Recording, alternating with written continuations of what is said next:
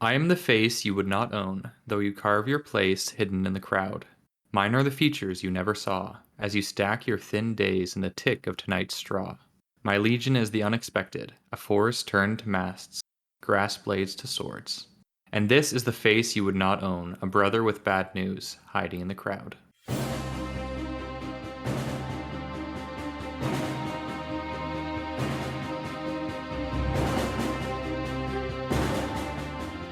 Hello, and welcome to Legendarium Green Team's Malazan series, and the fourth Dust of Dreams episode, and last episode. My pseudonym is Hurinfan, and I'm joined today by Panda, Hello. Ashaman, Hey! and Janath. Yay! Yeah. You're here.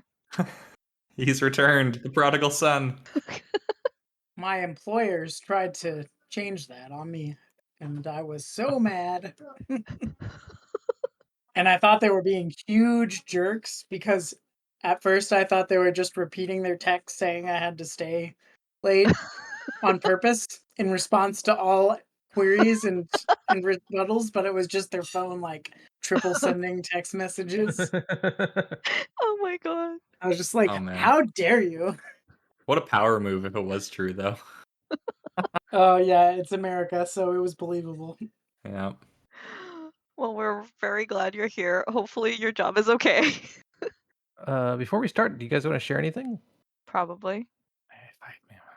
Okay, I'll Your start. baby, your baby is so cute. That's what I have Thanks. to say. I think he's getting Adorable. cuter. Yeah. Last time we recorded, I said I lost 4 kilos. Now I'm at 6. So Whoa, congrats. Hell yeah. yeah, I'm happy. I'm going on a beach vacation. It sounds Woot. amazing. Yes. Yeah.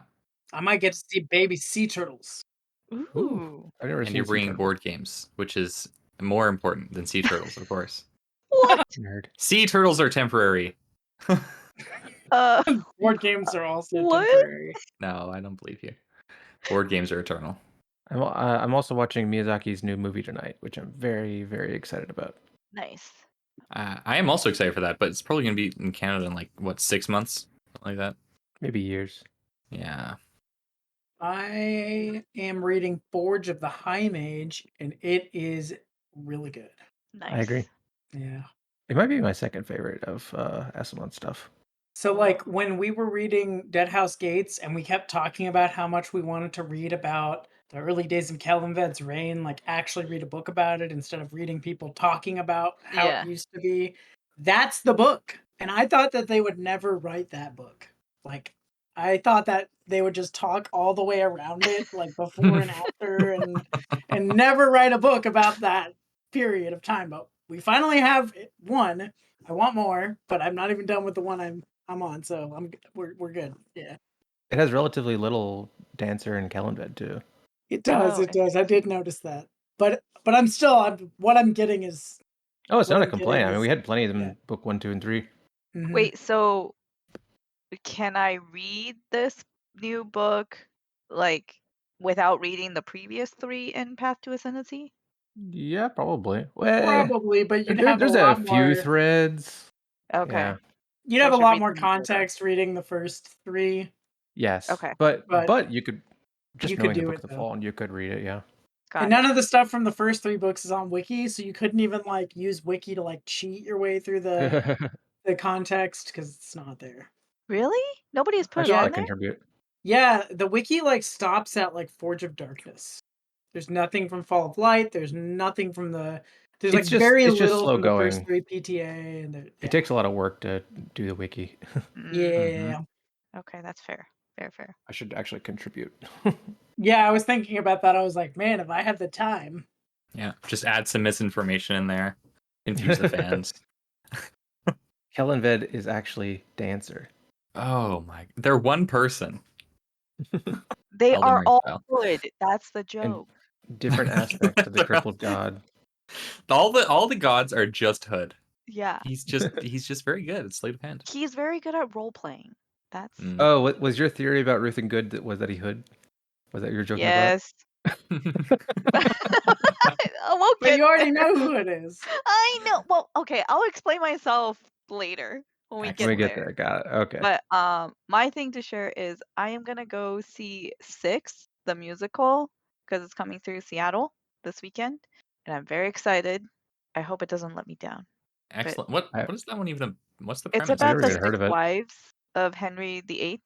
Oh, Ah. a Yeah. historical Sounds play. interesting. That sounds Yeah. excellent. But it's a musical, Uh-huh. so I'm gonna like it. I hope one of them sings with their head off. I don't know Like how their they're head's in a gonna do basket. it, but yeah, I will let you know once I've seen the whole thing. Excellent. Does it have a splatter area in the first 2 rows or something? Splash zone. I don't know, Oh my god. but I don't think so. There was no warning or anything. Yeah, both for the head chopping off scenes and the Henry just gorging himself on turkey leg or something. I don't actually know if he even is in the play. Like, obviously he's referenced, but I think it might be an all-female led Oh, cast. So, but I'll let you That's know an once I interesting see choice. that is an interesting choice. I just became much more interested in the musical. Yeah. it. You should look it up. I've been enjoying my new hobby of Brazilian Jiu-Jitsu. It's great. Oh yes. Yeah. And feeling resentful that House of the Dragon, Patty Considine, I don't know how to pronounce his name or what his name is. The actor from House of the Dragon. I was feeling bitter that he didn't get any Emmy nominations, so I looked at what is getting the Emmy nominations, Succession, and it turns out it's an excellent show. It definitely deserves them. I've heard nothing but good things. It's quite good. Should we start? Let's do it. All right. We're covering chapters 19 to 24. Spoiler warning, of course, and there's a lot of violence, so I mean, we'll be talking about that. Hit it, Ash. Chapter 19. The Elder Gods discuss the ramifications of Draconis returning. Bedell defends the Ribby Snake and their new city from the Quitters. Tool meets with the leaders they amass on this continent. The Bone Hunter sense coming doom and send out riders to ask for aid, and Ublala Pung makes a new friend. He just can't help it. Everyone loves Ublala. What was your Uh-huh. favorite part of this chapter? Oh, this was actually a pretty good chapter, I think. There was Killamandros's temper tantrum Yeah, moment. she's got punchy problems, anger problems. Uh-huh. That was funny. I did really enjoy Uvala Pong making a new friend. I love the last words of the chapter. Everybody needs a friend. Everybody Yeah. needs a friend. I think the correct answer is Badal's section, right? That was Uh, really cool. That was my favorite. That was Uh, unexpected for me. The power of words. Is it clear to you yet, Panda, who the quitters are? They are for cruel assail Okay. people. Yeah. It's hard to keep track of like what I know because I just read it and what I know because I know it. So that's what I'm asking. Yeah. Oh Okay, yeah, I so have a confession. Mhm. Okay, so you know how in the previous episodes I said like, yeah, this Ruby Snake thing. I just like don't care. I finally was like, you know what? I'm just gonna look it up. I'm just gonna look up the Ruby Snake on the Malazan wiki. And it had a very succinct summary of what it is and why I should care about it. And I was like, oh, I get it now. Did you get spoilers from the next book? No, I stopped. I only read the wiki's beginning actually part. I pretty good didn't about read that. the cripple god section. Well, So okay. So what was the revelation that made you like them or care about them? so I finally understood, and that this is why I was like, okay, the Forcruasail are the ones that are coming after these children, and these children, like they're innocent, right? And the Forcruasail are trying to, exact justice on them, even though they did nothing wrong. And these are just children who have found each other and are running for their lives, and then they end up in Icarium's city for a little while, and that context just like because I mean I told you guys I was like glossing over those sections in the book because there was so much like internal thinking and reflection Mhm. and blah blah blah, right? um Worms and cannibalism. Yeah, and then so going into this chapter, I was like, okay, I have a better understanding and I do care. And there was also really cool stuff that happened. So I appreciate them now. Excellent. I Happy to hear just it. I've never read like a magical poetry battle, and it was everything that I never knew that I wanted. Yeah. It was so cool. I just love the language, and I don't know, yeah, the power language. It's cool. Yeah. It's kind of a metaphor for the book too, which I think the ruby snake is very meta, as I've I said in think, previous episodes. yeah, I think a lot of what Badal does is just like, she's the author character inserted into the story in a lot of ways. Mm. But a child Oh, and eating um, other children. I gotta say that the first time I read the Ruby Snake stuff, I was really exhausted of like new stuff being added to the series, Yes. like this part in, and I Yes. just like was like, why? And I couldn't care Yes. less about it. And I think that this was the point the first time through that I started caring and going back through, especially with all the breaks we've had. So I've Mhm. not been just reading Malazan only for years and years at this point. Like going back through, it was much more enjoyable all the way through. And then I got to this part and I was like, yep, this part's still awesome. And yeah, so I didn't really like it the first time through either. And but I think part of that is just how stretched the read Yes. was for us. Like Oh, that yes, would that not, if too. I had been going through the first time, it might not have been as bad. But even still, book 9, you're adding yet another new thing like this, and it's like, I It's don't know. a I'm lot sure to that's a big, handle to yeah, switch. Yeah, completely agree. But now I'm on Um, board. So yep, me too. so listeners don't hate me. Back to Kilmandy and the other elder gods. I love their Yeah. conversation with Mael.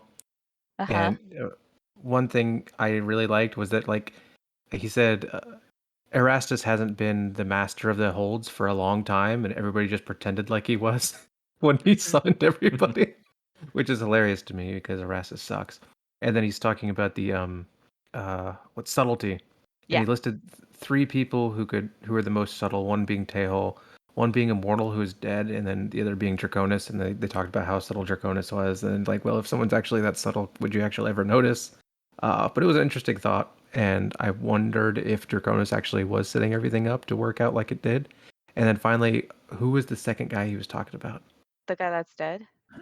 Yeah, he said the three people that are like the most subtly knows Tehol, because he said my best friend. He said Draconis, and there was another mortal who was dead. The other wasn't mortal, but is now But dead. is now dead. Yeah. Oh, I Yeah. see. Yeah, So yeah, an yeah. immortal who's dead. Hood, then? It might be Hood. It's gotta be Hood's Hood. Hood's pretty subtle. Yeah, I think that's a clear Hood reference, and I'm pretty sure I thought that at the time when he said another. I think you're right now. Yeah, Yeah, Yeah. either that or Rake. I mean, I wouldn't call I'll Rick subtle. I wouldn't call Rick subtle. I would call, you know who I would call subtle? Shadow Throne.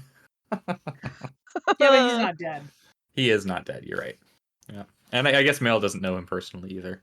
I just I still have a really hard time with this like multiple personality of male, you know? Cuz like we've got Bug and this male in the scene with Kilimandros is very similar to the Bug personality. Um but then later on there's, the more like raging sea kind of personality and it's just so hard for me to like wrap my head around it because Bug is just so lovable, you Yeah, that know? part is like completely imposed on him by his followers. Basically, you can blame Malik Rel, like I almost, yeah, almost single-handedly at this point. like I I would get recommend that. Forge of the High Mage for.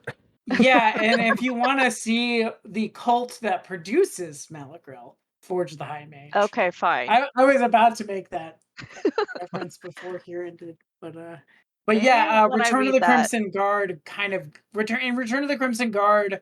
There's a more direct confrontation between Rel and Mael, Okay, and it like goes into like how Mael is like so pissed off that Malacrel Mhm. makes him got be it. Okay. be that way, basically. All right. I will get that puzzle piece eventually.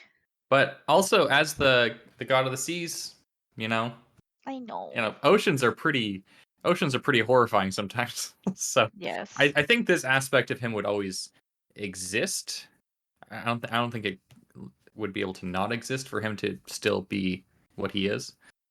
But Malachal definitely does bring out the worst in him.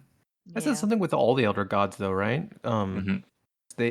It's hard for them to deny their aspect. Like Kilmandros, she has an anger problem, but like she kind of just represents that chaos and wanting to destroy order. And Yep. I mean, she has her place, and it's important, and she might not be enjoyable to be around. We wouldn't really call her good, but how do you call Mhm. something like that good or bad, right? I know it's hard, Yeah. it's complex. Like Memories of Yeah. Ice says, elder gods are host to a series of unpleasant necessities, something like that. Yeah. Yeah. I don't think that's it, but I remember what you're talking about. Yeah, it's close. Close enough. Yeah, Cruel is fed by blood sacrifices. Draconis is hard, man. But it's like they're I not know like Lorethal is like a lovable. demonic mother creature. Yeah. That's the thing is like they're more their real nature is more like they're on the surface, whereas like Bug is just so opposite, you know? So Mhm. that's why it's hard for me. But I Yeah. get it. They're But complex that's been characters. there all along. Like there's scenes in Reaper's Gale where he like is getting pissed off and he's Yeah. like, "Oh, this guy's abusing his authority. This is a great way to channel all that, all that anger at Yeah. someone and like make him just disappear." Mhm. And in Midnight Tides, it ends with him. This is another reason I think I liked Midnight Tides more on the reread. I didn't understand why he went and beat the crap out of the crippled god at the end of Midnight Tides the first time. And now, even though I haven't reread it, just from discussions with you guys and reading the other books, I realized that that's from his worshippers, like making him more vengeful and like so. It's been there all along, like from the first moment that you meet him, that like Got it. conflicting I stuff. just have more Mhm. page time with him as Bug, like that personality. We have a better picture of him. Yeah. Both it's good and bad. Yeah, and the funny thing is the male person or the cruel male persona is like the one that's been around for much longer. The Bug thing Yes. is since he knows Tehol, I think, Yes. basically. Maybe he just really enjoys role playing, I think. Is this the chapter where somebody tries to give him crap about like letting his daughters run wild or whatever, and he's like, he just shrugs it off, and he's like, as daughters are wont to do, or something like that. And Oh, maybe. I I don't really remember. liked I the don't way remember he that. like didn't rise to the bait at all on that, and was just like, yeah, well, what daughters aren't going to do that? The relationship of the elder gods to their children is super weird. I agree. Yeah. It Like, almost feels like it could just be incestuous. It probably is. yeah, a lot of it is definitely. I did like Kilimandra. So they were talking about like Rake being dead, and the previous episode, Janath, you weren't there, but I was like, I don't believe Rake is dead. We're gonna see him again. But now I'm like, okay, fine, he's dead. I get it. But something that she said, I think categorized Rake really well. It was, let me find it real quick. She said, "We clashed, yes, but even me, no, I would not have murdered Animander Rake if the possibility was presented to me. I would not. His existence had purpose. He was one you could rely upon when justice needed a blade's certain edge. The world has lost some of its color, I think." I was like, "Oh, fine. I accept that Rake is gone. He's dead." But what's really cool is that they go on to talk about, you know, he is dead, but in his death, like he set other things in motion. And it Mhm. was very purposeful. And as she said, his existence had purpose. He was very intentional. So, And Speaking uh, of those events, Hood no longer being Hood meant that Brisk kind of became more of his past self again this chapter, and I found that delightful. yep. He's And setting up matchmakers, and he notices, "Oh wow, how have I been so blind? This girl's in love with me." she's so into me. I love their relationship. I think There's it's a love adorable. story I can get behind in the series. the way Quick that she tangent. like fainted the first time she met him. Like her internal monologue every time they talk, and she's like, "I'm just here because I've been following you. Yep. I love them You are together. gorgeous." Yeah. The left Speaking tip. of, um, speaking of the Atrusita, though, one of my favorite moments with her is when she like scared the crap out of the two Malazan mages because she like takes the candle and lights her cigarette Oh, with yeah, it, yeah. And she and broke the protection circle. yeah, and Draconis like sees it Didn't. as soon as it happens, and she just like, I needed the flame, and they think she did it on purpose. Like it's just like such a good moment. It's a very like, I don't know, like kind of like a coming of age moment for her in a way. Like she's like one of the boys for the first time, and like in on their like dirty, weird like subterfuge crap where they're all like, trying to play poker with the elder gods and like they think they're losing. I don't know. Like it was like a really cool moment that like if she had known what she was doing, she probably wouldn't have done it. But Right. because she did and she played it off so well, I don't know. I liked it a lot. Yeah. I like I That's like well all the done. stuff with the Malazans in these sections for sure. Like the Malazan military stuff and the mages and stuff. It's great. Mm-hmm. Poor Yep. Korik, though, right? Sorry? I said, poor Korik, though, right? He's been depressed, and he would not be allowed on the Fast and Furious family tree because he denies the band of brothers. Yes. He's like, it's all garbage. And even Smiles is like, man, Korik, you've changed. It's Yeah. like, You changed, man. family means nothing to me. Ugh. Edgy. I did really like that spiel about family and what that represented. Uh, I yes. Which one, So Korik's or the one later with Kiswer and Cinter? I think that's Chris Ware said to her. Yeah, me too. I like that one a lot. Something that I've been thinking about more when reading the military sections with the Malazan soldiers is the so Slavoj Žižek is this like Czechoslovakian or Slovenian philosopher, that's it. And he has these movies where he reviews movies from his philosophical standpoint, and Okay. they're all called like The Pervert's Guide to whatever. And I watched Pervert's Guide to Ideology, and he talks about Full Metal Jacket. You guys seen Full Metal Jacket? I Good haven't, movie. but go ahead.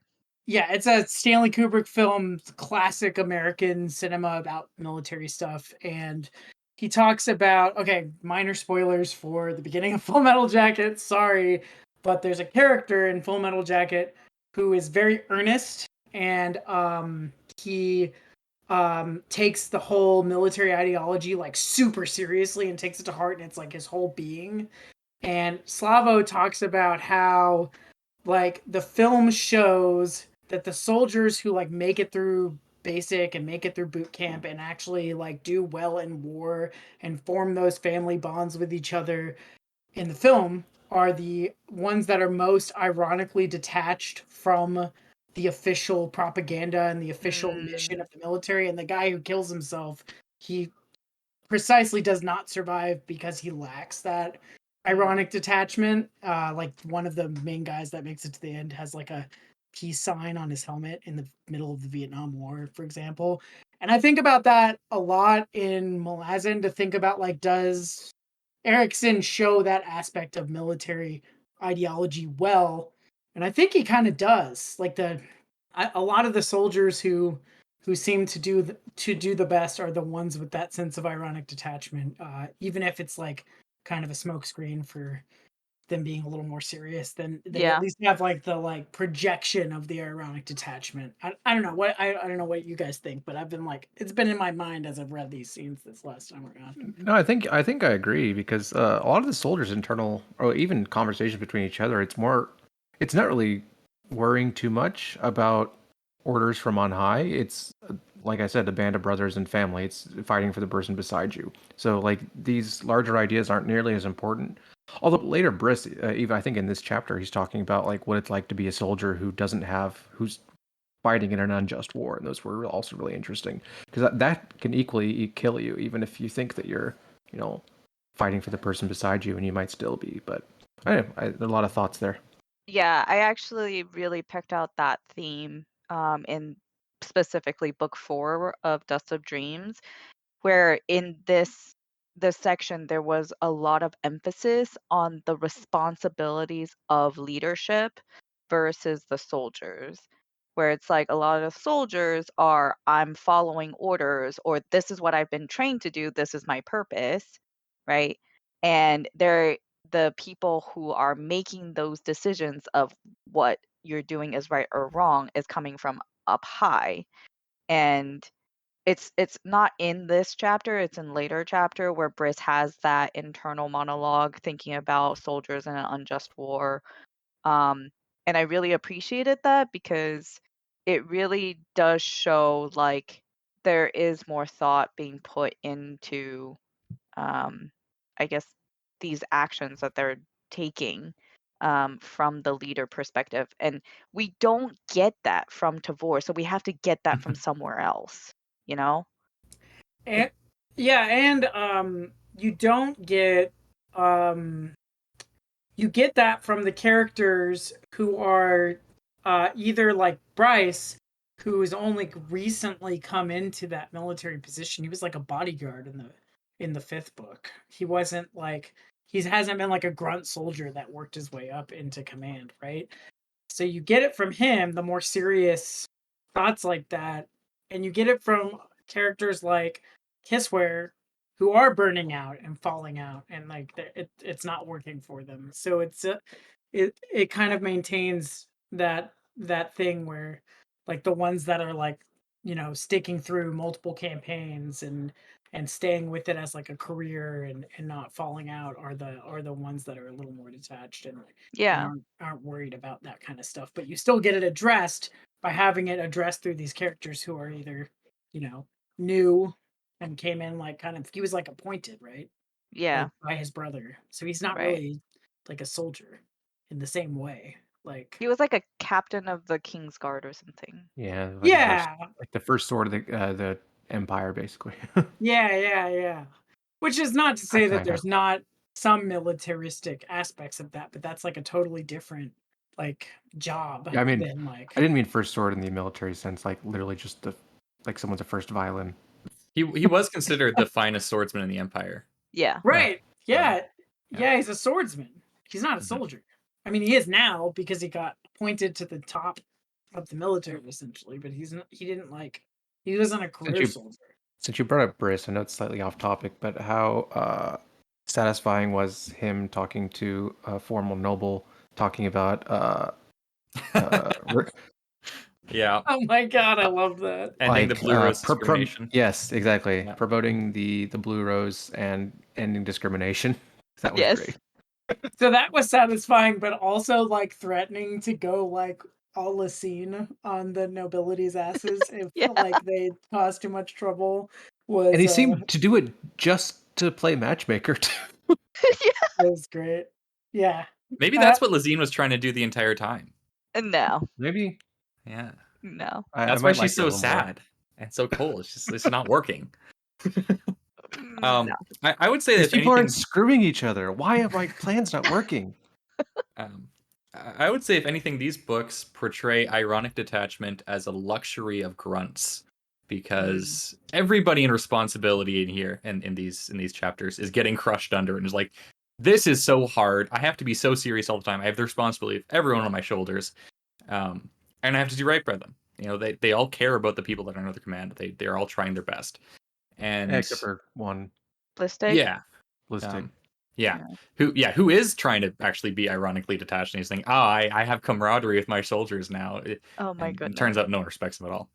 I a think that the luxury one of grunts or a burden of grunts? I would say a luxury, because they don't have to take it. They can just focus on like putting their feet in front of one foot in front of the other, and worry about like having other people actually make the decisions for better or for worse, right? Yes, And I and they think get this to is complain they got about to it. complain all the time. They get to complain all the time. They can play little games with each other. That Tavor doesn't get to play games. Tool doesn't get to play Yeah, but games. it's a Briss doesn't get to play luxury that games. I think the books also show that it's like a luxury that they are that's being paid for by the fact that they're the ones like bleeding and dying and Oh, for killing and sure. like on the Yeah, front, For yeah, sure. Yeah. Absolutely. absolutely. And I do you think though? So okay, I swear I'll get off this thing in a second, but since you brought it back, do you think so? Zizek claims that it's like a necessary survival tool Hmm. of the grunt, not a luxury, but something they need to do to do well as a grunt. Do you think the books show that, or not so much? Do you see what I'm saying? So, oh man, I don't know enough actual soldiers to to have a strong opinion here. Like, obviously, there are soldiers that are serious and soldiers that are reverent, and a lot of soldiers that mix the two um, as needed, essentially. I think a good example of what I'm talking about is Sinter, because Sinter is taking herself very seriously, and Kissware is not taking things very seriously, right? She just kind of goes where the wind blows her and doesn't like having responsibility for anything. But Sinter like went into this knowing, okay, my sister, I'm taking care of my sister. This is what I'm doing. She has like a very clear, very limited goal. She's not thinking that she's doing anything glorious here. She's just keeping her sister alive, and Mhm. she's doing great. Well, great. Like the burden of responsibility is crushing her, like it's crushing everyone else. But she is functional and she's respected by her people. Um, I think the so I part. think Oh, sorry. Go ahead. one more point. I think that the ironic detachment is not just a way to keep functioning. It's a way to cope with the fact that, okay, they don't have to make any decisions. They also don't get power over their own destiny in a lot of ways, Right. because they're the ones being like, they get told where to march, they get told what to do, the tactics, and then sometimes just an army comes out of nowhere and kills them all, and they don't know why. Right. Right. So yeah, yeah, sometimes you have to be like that for sure. But there's the whole thing. I mean, it's a joke, but I think there's some truth in terms of like what we're talking about with the detachment is they don't want to be promoted. Because Hmm. when you get promoted, right, now you have to make those kinds of decisions. For sure. And they're like, actually, no, I don't want it. I don't want that responsibility. And I like that they showed through Keneb, I believe it was, that when you're coming up, you complain about the commanders giving you these like cookie cutter responses that don't mean anything, that like just do the best you can kind of Right, stuff, right, and then right. Keneb's like, and now I'm the one doing, I'm not one saying Exactly. it, and it's because I have no real And control both over this sides know thing what's either. going on. Yep. Yep. Yeah. So one of the so interestingly, when I watched the film, I did not take that point about Full Metal Jacket. Like it went right in one ear and out the other. It was on a drive back up from Florida. We went to my friend's funeral, my best friend and I, and we had both been in two political organizations together, two different ones. And he was saying that the reason why the people in the first organization were more successful at staying in the organization for the long haul is because they had the ironic detachment, and that the reason why everybody in the second organization was insane is because everybody was earnest and nobody had any ironic detachment, so they all went insane when like things weren't coming to fruition essentially. And he made the reference to the Full Metal Jacket thing, and I was like, oh yeah, that is in that movie. And so it made me like kind of start Yeah. thinking about it when I was looking at this. And I was like, and I said to him, well, I was super earnest. And he's like, yeah, and you dropped out of that organization. And I was like, damn it. He's like, you burnt out. That's Proof. exactly what. So For an area that I do actually have experience in, people who are disabled, a lot of the ones that function the best are the ones that can joke about it, and if the ones that take it very seriously, a lot of the times they struggle a lot harder with the realities of the situation and coping with not being able like to do things that you were able it's to like a do before. shield or a defense mechanism, right? Yeah, absolutely. And of course, there is the very famous phenomenon where people who are heavily depressed are often quite funny. A lot of comedians, right? Yeah, like Robin Williams. Yeah. Yeah. So bring it back to Malazan. Like, if Erastus was less serious and he was able to laugh at himself, I think he would be more successful. Mhm. But I think he's I ultimately going to think you're right. That's a good Satchel Lath observation. seems to be handling things a lot better, and he's a lot more self-deprecating and finds the whole thing ridiculous. Well, Steve actually makes this point in Reaper's Gale with the patriotists, right? None of them can Mhm. laugh at themselves. They're all taking their jobs very Mm. seriously, and it's like, Right. oh, and Yeah. this is almost how Tejo beats them. You know, Right. he drives the what's his face insane. Um, One of the best scenes in Um, the series. mhm. in this chapter, there was also some quick bin action here, where he gives basically like a summary of what happened at the end of Toll the Hound, which I was like, oh, thank you, because I could use this refresher. Um, and I guess like this is where we were talking about the whole candle scene, I think. Him, Bottle, we're chatting, and it's just like Draconis wants to have a conversation with Quickbin apparently, and Quickbin's like, "No, I do not want to talk to you. Get out of here." That ain't gonna happen. But by breaking the circle, But he he could have didn't. just Draconis didn't. right. He's got manners. I think a good 80% of Quick Ben's life is just avoiding talking to people he knows are dangerous.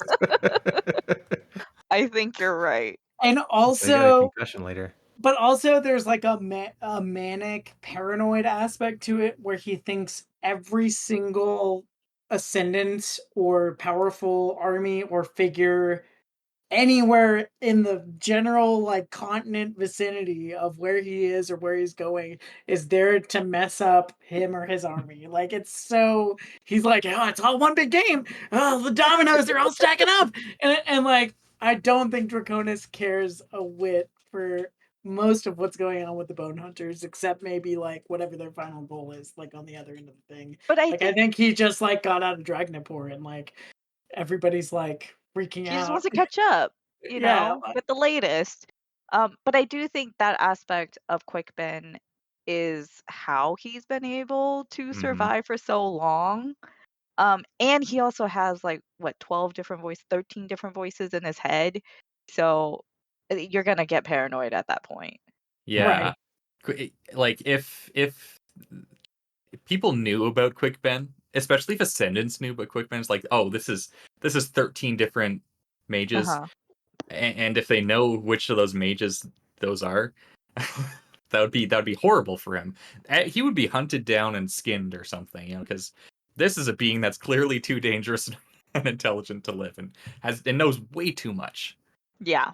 He does know But a for lot. all but for all that, for all he tries to like game around and like hide and be subtle and kind of cast things elsewhere, what happens at the end of the book is he's completely blindsided by it. Yes, it's a completely random event like those they were just in the way of Hmm. of this Yeah. group and it had nothing to do with them. There was no big conspiracy.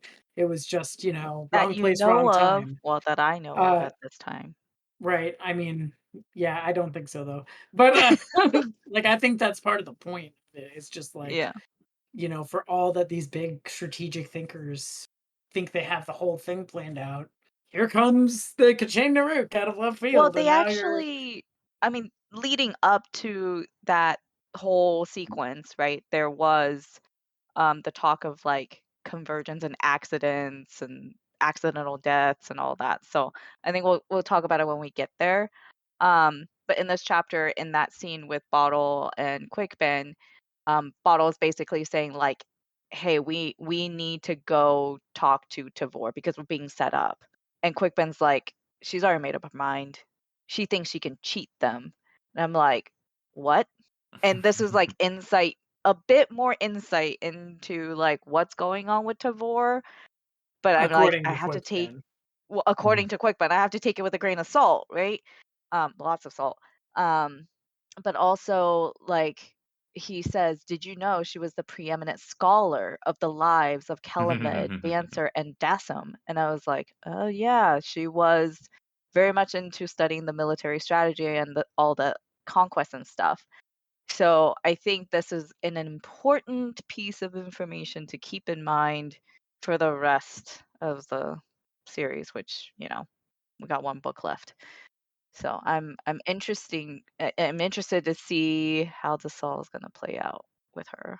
This chapter, a very important part came. At least we get Masan Jelani's idea of what the end game is. and their conversation with Sinter and Gisware. Yes? Can you remind me? Malazan Jelani has been talking with other people, and they believe the uh, goal is to not kill the crippled Oh, you're god, right, but to to free him. free the crippled god. Yeah. Yeah. And it tied into what we were talking about a few minutes ago with removing some of the burden that Devore is putting herself on, and them trusting her, and kind of taking that burden on themselves and saying, "Hey, it's okay. We're okay with this. We support you." Yeah. Oh, Oh, and then go ahead. quick note about Tavor. The Keneb scene where he's like, "Oh, these empty platitudes that I'm giving my soldiers is I sound like such a jackass." This is one of the reasons why Tavor is so uncommunicative with her soldiers, because a lot of what she'd be saying is just this stuff, right? So she's just like, I'm just not going to say it. They're adults, you know. We don't need to have this dumb ritual. I Oh, guess.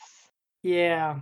So interestingly, there is a bit of confirmation later in the book of either that or there's a big setup taking place, and it's with the broken later The because Unbound.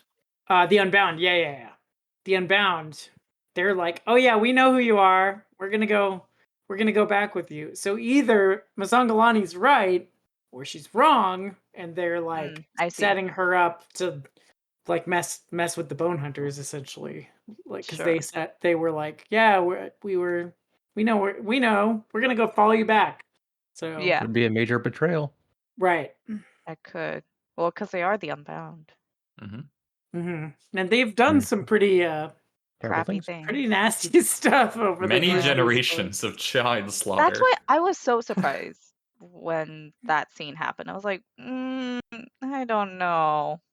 Right? And she was like, "Oh, I thought there would be more of you," which made me wonder, like, who did she think she was going to meet? Like, did she think she was going to go meet up with like Tool and the IMAS that Oler Oh, like Askel had? Silverclaw? I think so. Oh, well, I was thinking the other big Talaning Mass army that's like on the continent right now. Like, did she think that's where she was going? Maybe. So yeah, I don't know. We get. Go ahead. I was gonna say, Stormy has some dreams and is telling Gessler about them. And now that I have finished this book, I'm like, okay, I understand what your dreams are about now. But when I was reading it, I was like, okay, I think this is foreshadowing and this is gonna be important, but I have no idea what it means. Yeah. I used to have a cat named Stormy. Oh. We get some hints about Ruthan Good's identity, and that he was friends with Draconis, and they spoke of Calor's empire. Yeah. We don't need to talk about that, but just for our listeners. And he said that next time he sees Draconis, one of them is going to die. Yeah. Yeah, but he served under Greymane, he said at one point. I don't know. It was earlier in the book, maybe. He's mentioned that several times. Yeah. Yeah, so he's like he's some elder god or ascendant or ancient, and he's just been serving with. See, this is why I was like, oh, is this guy Hood? And then there was later on other things. I was like, this is Hood. It's gotta be Hood. And like, it kind of like, it would make sense that he would be like a Storm Rider, maybe, except he refers to the Storm Rider stuff as this Storm Rider craft better work, which implies that he's not one. He's just like using their stuff. Right, which is why I was like, oh, this is Hood in disguise. No, it's not Hood. Hood's a Jaghut. Disguise is human. Hood even pops up at the end of the book. Ruthan Good looks like a human. I don't think he's a human. I don't think he's human right, either. but he passes for a human. Yeah, because he's powerful. I don't think Hood could pass for a human. A bunch of flies could assemble into something that looks like a human. That's what happens in Dead House Gates, actually. Yeah, yeah. I would like to say that I enjoyed Sunrise's POV, and I like what Erickson do with characterization in just a few paragraphs. I love Sunrise, and I like his arc and him getting inspired by the old stories of the Bridge Burners. There's a Is it soldier Walter? without No. any ironic detachment. Yeah, and he died. Yeah. Oh. Or Sunrise. Well, we'll get to that. Oh, I'm looking at my notes and literally the scene with Kiswer and Center talking about the whole family. Kiswer says, "I'm no coward. I'm just not one for this whole family thing. Armies ain't families, no matter how many times you try to tell me different. It's rubbish. It's the lie commanders and kings need, so they always got us ready to do shit for them."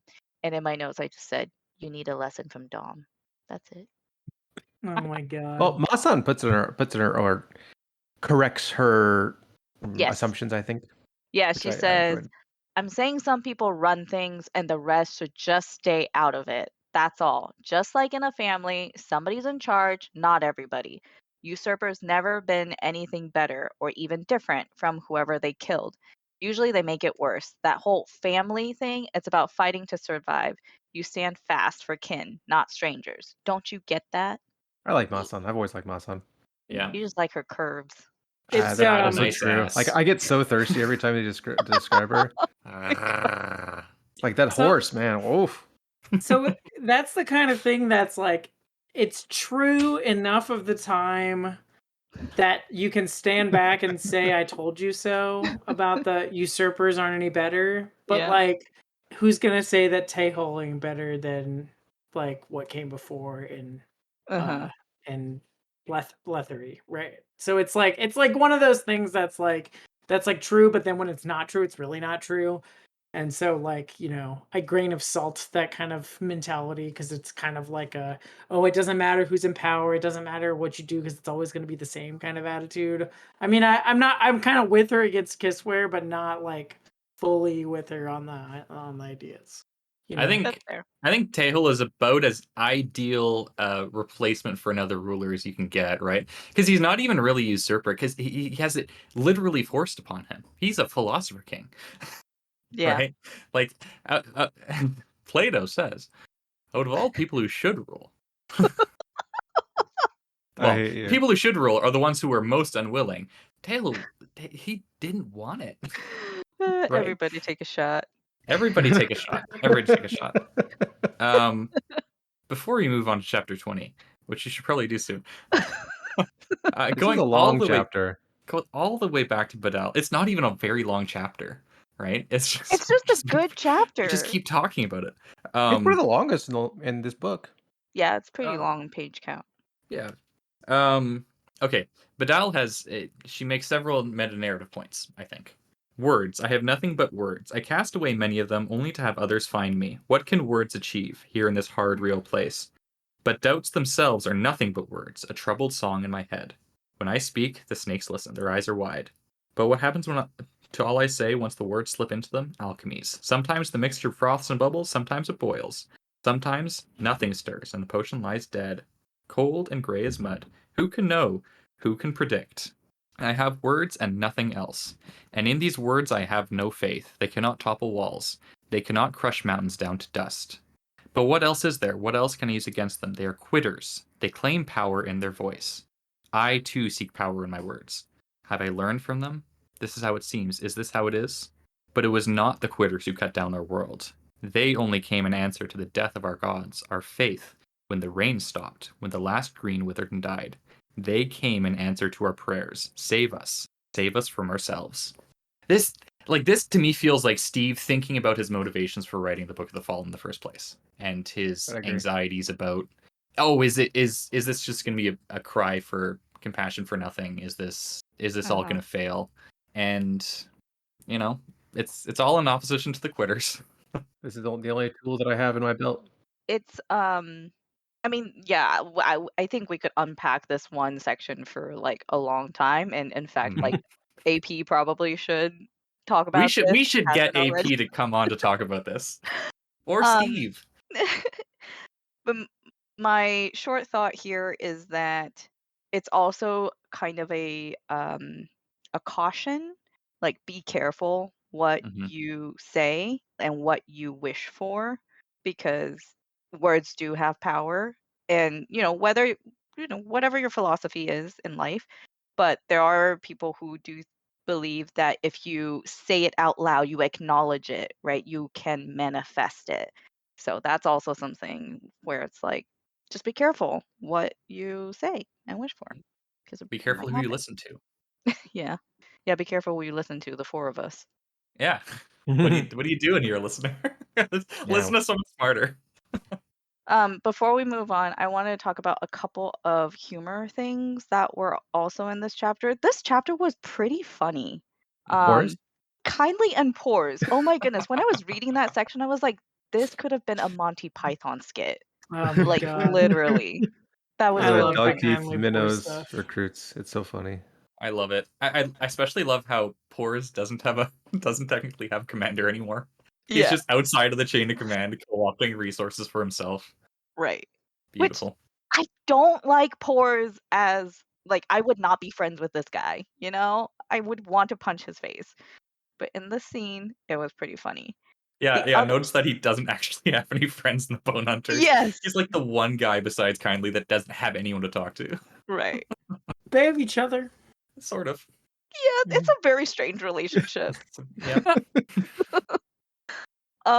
The other part was um Benishar talking to Lystera and using wardrobe as a metaphor, I guess.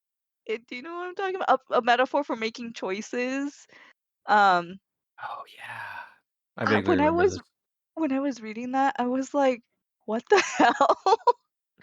But you know what? It's kind of sound logic. I have to admit. Yeah, So sometimes you're just like rehearsing a metaphor to like or an anecdote to talk to a pretty girl, and it just comes out all wrong. yeah, yeah. Swear I had this. But the Yeah. delivery of it, that's what's important, right? Like the delivery was really good. And that's why it worked. Otherwise, Mhm. it would have been a lot of nonsense. And I would have been like, Steve, you can't write women. uh, my last thing for this chapter is I like the idea of Ublala representing the world so that Draconis doesn't destroy it. Mhm. Yeah. Yeah. I have to save the world. Oh, that's funny. I was thinking about destroying it. Regarding this kindly pores thing Uh-huh. and all of these relationships throughout the Bone Hunters, does anybody write military stuff this good in fantasy? Like anyone? So the other contender is Cook. I That's think it. I think Steve does it better, but a He lot of people I agree really with Ash. I think yeah. Cook is like the only other person I could think of. Other people can do banter and they could do camaraderie, but not like this. Mhm. Cook is And Cook is the closest. you're talking when you say Cook, you're talking about Black Black Company. Glenn Company, Cook, right? Black Company, Yeah. Yeah, this is like so much more fleshed out than that. Like I've Black only Company is read like the Black Company. super dry and it's like not any it's like I see where this derived influence from that, don't get me wrong, but this is like so much more fleshed out and the relationships are so much deeper and like it's so much funnier than Black Company. I don't know. Like and Esselmont doesn't I like Esselmont fine, but it doesn't hit it. It doesn't hit it like this. All right. Cook fans come at us. Specifically come at Janath. I'm not gonna die on that hill. It's Yeah, I think the Black Company's hilarious. it is funny, but is it this good though with the military No, stuff? I mean, Yeah, like I want more of you're this. asking the guy that's like has been criticized for being a fanboy, and I mean, I could accept that. Yeah. Because it's The kind of true. problem with Malazan is I want like 20 clones of this kind of military writing. It doesn't even have to have all the gods and the tragedy and catharsis and all that, but I want like 20 military writing clones like this, and there's just nothing. Like it's like old 80s stuff that's just not gonna hit this same spot the same way. And like For listeners, I Esselmont, don't care the genre. Just give me something like this, and yeah, recommend it, please. I yeah, imagine I would love it. I imagine there's a good bit outside of fantasy. Well, and Sure. I think part of why I hesitate to like say one way or the other on this is I don't think I'm well read enough Mm. in like this fantasy, very large, broad genre, to be able to say definitively like, okay, this is the best that is out there right now. I think there are authors that probably do this very well, but they're under the radar. That's my I'd love constant anxiety. Like, I haven't read enough to be able to say, Yeah, something definitive about like this large category. well, I mean, but if somebody can come in and tell me that I'm stupid for not knowing it and then just put the author on my radar so I can read it, I'm happy to be stupid just to This is a get the call for recommendation. recommendations. Please. You can Cornwell kind of hits it a little bit, but it's all centered around the main character, which kind of like it's not. I like the more The zoomed big out, cast. and I Django agree. Wexler is kind of close, but it doesn't. It's still more focused on the officers and the main characters, and it's not as broad. I don't know. You can rewatch Saving Private Ryan and Band of Brothers. They got this. I petition And we move Full to the Metal next chapter. Jacket. Yeah. Yeah, Full Metal Jacket. Yep. Yes, absolutely. Chapter 20. God, we've been doing this for an hour now. Chapter 20. Silchus Ruin and Rudalal have an unfriendly meeting with Olar Ethel. Seatalk meets up with the survivors of the Trigal Trade Guild expedition. The parish and the Volcando confer as to Tavor's goals. So I was really rolling my eyes at Rudalal this section. Yeah. Why hate? Why? I'm not hating. I'm just rolling my eyes. Okay, why? Why? Like he's going by the different name now. He's all grown up, and at the end of the section, it's like, oh, he's now the master of him and Silchus, and he's got confidence and everything. I don't know. I to me, he's just kind of like still a 5-year-old, I which he see. literally is.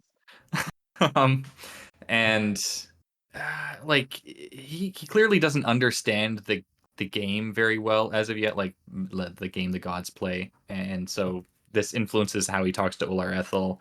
And there is something admirable about his youthful energy in sticking up for Silchus Ruin and whatever. It's just it doesn't feel quite earned to me yet. The I think it's yeah, fair. and the attacker defender metaphor it kind of feels like it's like a little forced, maybe. I don't know. Yeah, I I like disagree. I like Silchus Ruin's ruminations on society. This is probably the weakest of it for me.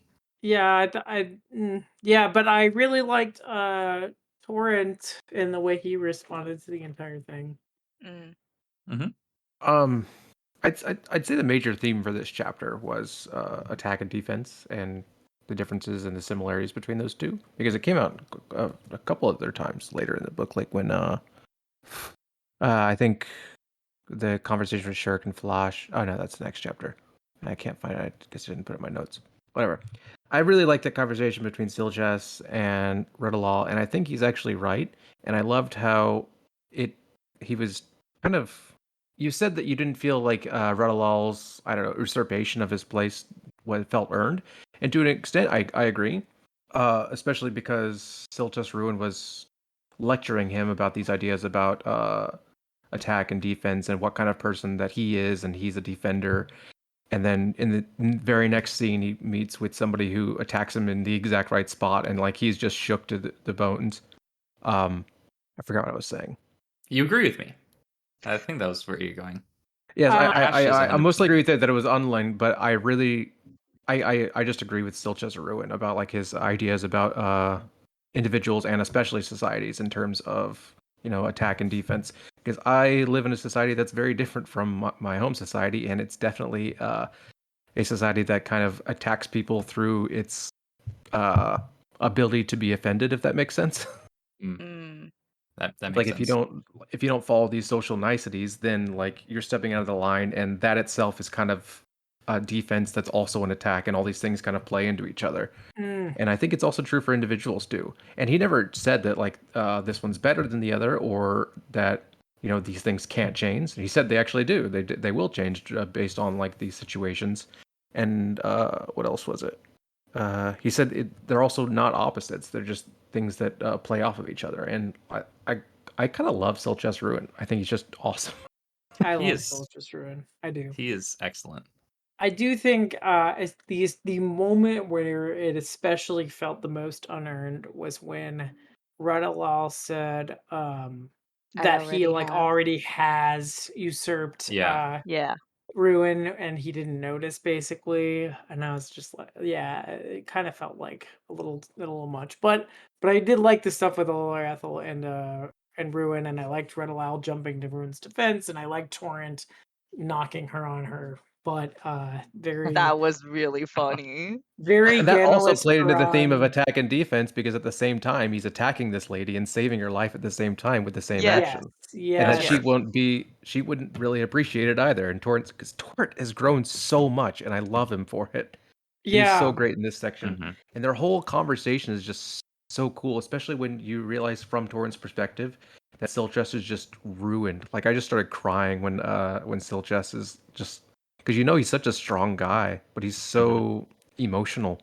Yeah. He just found out that both of his brothers are dead, and God, that's gotta hurt. Yeah. Yeah. He definitely has younger brother syndrome. And everyone's always picking on him. Why is everyone always picking on Silchus? It's like, oh, you're the worst brother. You're so weak and you're 'Cause nothing he's like Rakus. albino. Yeah, because he's albino. They're all racist. It's so frustrating. I I mean, I Go ahead. think he comes off, if you don't know him well, I think he does come off like he's got like a chip on his shoulder more than either of the other two brothers. So it kind of makes him maybe an easy target. Maybe. He definitely But I does like have a that chip on his Silchus. shoulder, to be fair. He seems so much more approachable than Rake, and he Yes. seems a lot more grounded than Andorist. He's the middle ground. Yeah, in a lot I of love ways. Ruin. To so to the thematic point against my complaints about Rodalal, like a major sub theme of this book here is the young inheriting. Yeah. And this definitely is another iteration of that. But I do like all the ways that it plays out. Like it plays out a lot in this book. Like there is That's a good call, yeah. Sin and Grub. There is Gun. I don't know, the young Benzbach. Chamal. Yeah. Yeah. There's Torrent. There's what's his face that is inheriting the Barghest. There's Badal and the Ribby Snake inheriting the city of Icarium. Icarius. Yeah, Icarius. There's more. Oh, there's the Shake inheriting Carcanus. It's everywhere in here. Falash sort of inheriting her. No, not yet. She's going to inherit the kingdom, obviously, though. Do you think that this is really like a setup for, the end? Because there's no point in really fighting if there's nobody to fight for, right? So they are the future, right? And it's this transition where the old guard, I mean, sure, they're like fighting for their own survival, but a lot of them are like, I'm not gonna make it out of this. Mhm. So then why are you fighting, right? They could just like walk away and let things happen, but because there is this next generation and the ones after. I think it's I think that's that. exactly it. Yeah, I think it's that, and also just showing the continuation of the endless cycle, because you Yeah. see the seeds of future conflict in these young people that are inheriting things as well. That's They're true. growing damaged. They have their own chips on their shoulders, and they're going to continue. So much trauma. Yep. So much. Snake. So not to step all the way down from your super zoomed out thematic, but Oh, do it. the Absolutely. Volcando Queen. Like, do you guys see why I love Excellent. the Volcando Queen? She's great.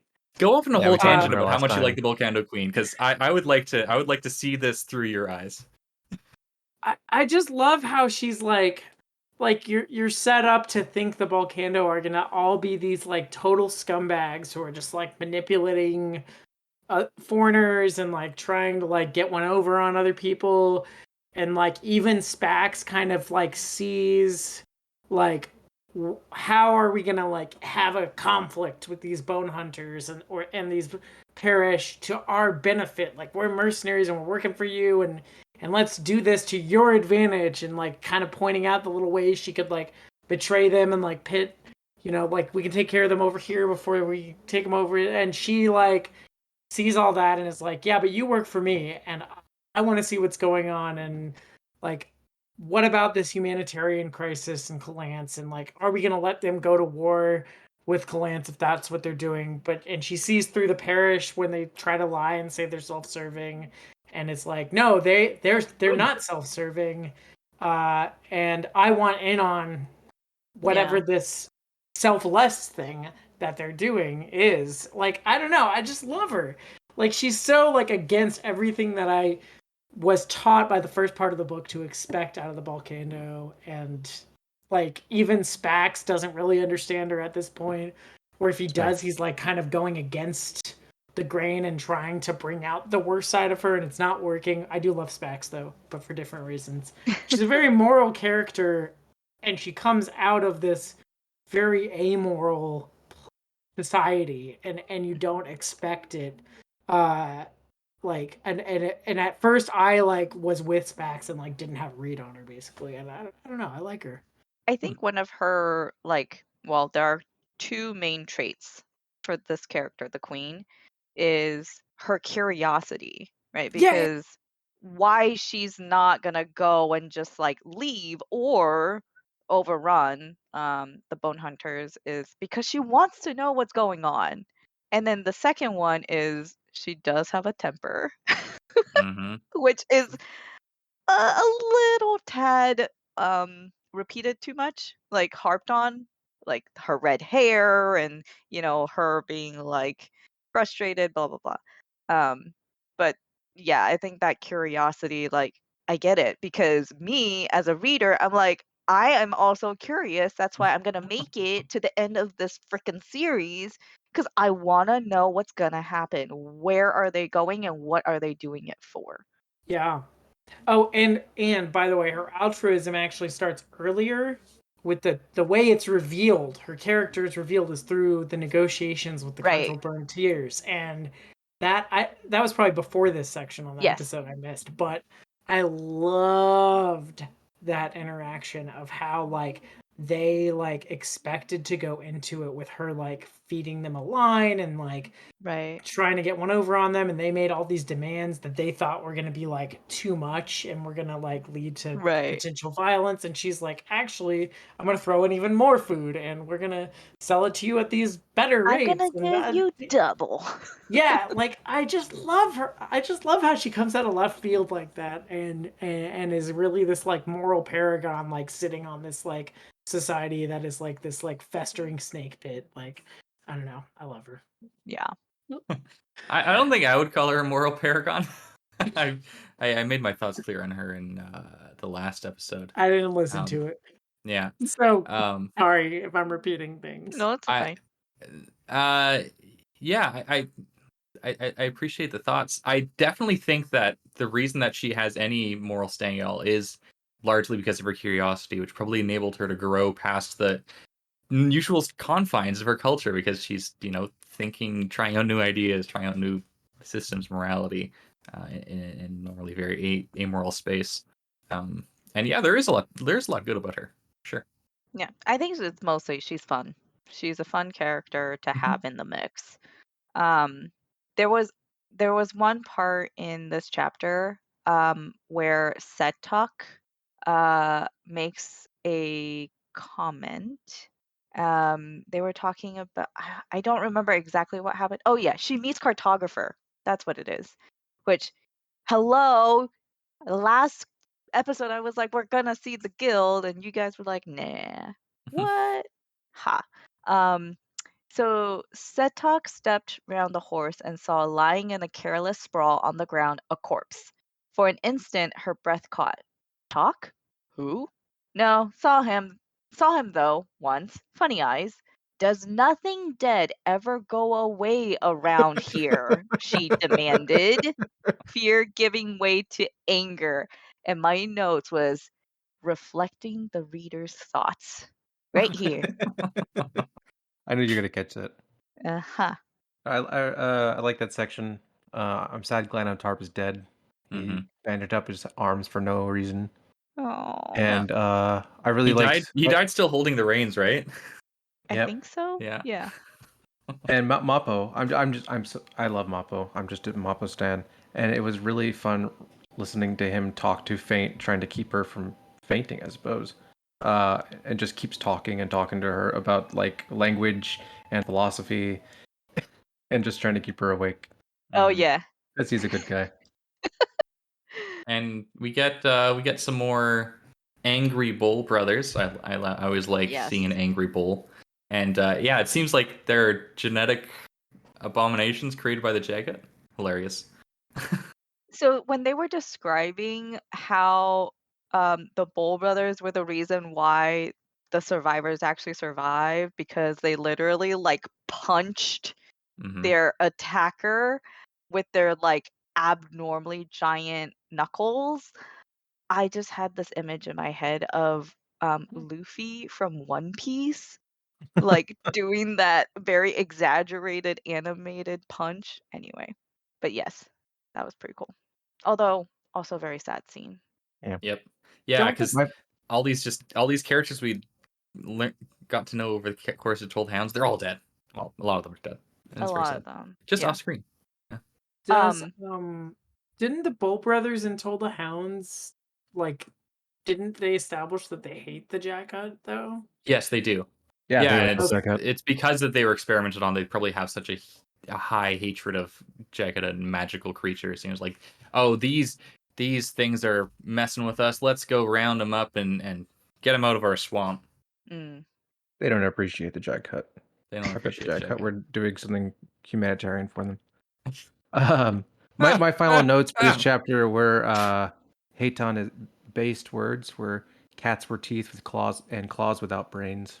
Love you, Hayton. because you hate cats. Oh yeah, they're terrible. Everyone, a Hurinfan is a cat hater. Isn't Yeah. that so sad? The green team does not condone the words of this man. At least when it comes to cats. Hayton said it. My story said mother always said, and maybe it's Stavi. Mother always said cats were claws and teeth without brains. I disagree, Yeah. but okay. I did have in my notes something relevant to this group. So you had mentioned, I think, Kieran, about the whole like philosophy talk to keep what's her face conscious. Yeah. Yeah. Perhaps a tautology then, or some other manner of unprovable proof. Then again, it might well be something else entirely. Though I am occasionally philosophical, I do not claim to be a philosopher. The distinction is important, I'm sure. In my notes, I literally said, "This sounds like Ash." This is something you would say. Yeah, absolutely. Yeah. I make no claims to be a philosopher. But you are philosophical. Yeah, on occasion. Yeah, let's go to chapter 21. Chapter 21, Shake Stuff in Carcanos. Kilmandaros begins the effort to free the Odotarl dragon. Telerast and Curdle find a new guardian. Draconis and Ublala meet a surviving Barghast. Falash secures some valuable information for her mother. So I have a question. Mhm. Is the No. first chaining, is that the chaining of this Odotarl dragon? No. When were they talking about the chaining? I don't remember. Well, I mean, this When I hear first Odotarl, chaining, I think of the first chaining of the crippled god. It's like The they found the crippled first god. piece and then they But chained it. there were conversations about, oh, how this was not the first chaining, or there were multiple chainings before. So if this wasn't the first one, this could have been one of those previous ones that they were talking about, maybe? The chaining of think- the Yeah. Odotarl dragon? So the Odotarl dragon had to have been chained probably shortly after Cruel made the Warrens, or maybe slightly before. Cruel was like, Okay. I need to get this thing out of here before it destroys the Warrens I've Right, because created. they're antithesis to each other. Yeah. And when exactly the crippled god gets called down is, I think, ambiguous. I'm guessing that it's after the Okay. Warrens are introduced, though. So that's why I'm thinking, I don't know. Because, the whole like chaining of this dragon was like repeated multiple times. So I'm like, okay, is this like kind of a hint that this was the first chaining that people have been talking about before? Wouldn't the first chaining be after the would it be after the Warrens are created? Like, do we know if the Warrens were created prior to the three gods coming to spit on Calor? I don't think we know. Or did the dragon have to be chained in order for Cruel to make the warrants? Good questions. I don't know. So, Because the various dragons are all aspected to various warrens. yeah. Well, which is because something we know. It literally says Cruel must have participated. He must have played a role in this chaining. After all, he had the most to lose. She was Mhm. the poison, as you say, but if she was so to her kin, that was incidental. Her true poison was when she was loose in Krull's blood in his warrens. He Okay. needed her chained, negated. So, okay, you're right. It did happen after the Yeah. warrens. Probably pretty soon after, or else all of the Warrens would be dead. Right. And then it goes on to say, don't you think it's curious that the crippled god has now taken her place, that he is the one now poisoning Krull? Oh, the Ocharl Dragon is located in the Imperial Warren, right? Yes. Mhm. So she had to have been chained after the crippled god. Yeah. Because, Oh yeah, good Oh, point. no, wait. yeah, No, no, no. the What? Imperial Warren is created to put the ruins of the continent of the ruins that Corelli. was the continent of Kalans, right? Oh, right, right, Or right. Okay. Corelli. Corelli. Yeah. To give it somewhere to go. So at some point after that, he must have chained the Ocharl Dragon in there. Was there an animator's idea though? Oh yeah, I think that was I think mentioned. Rake was involved.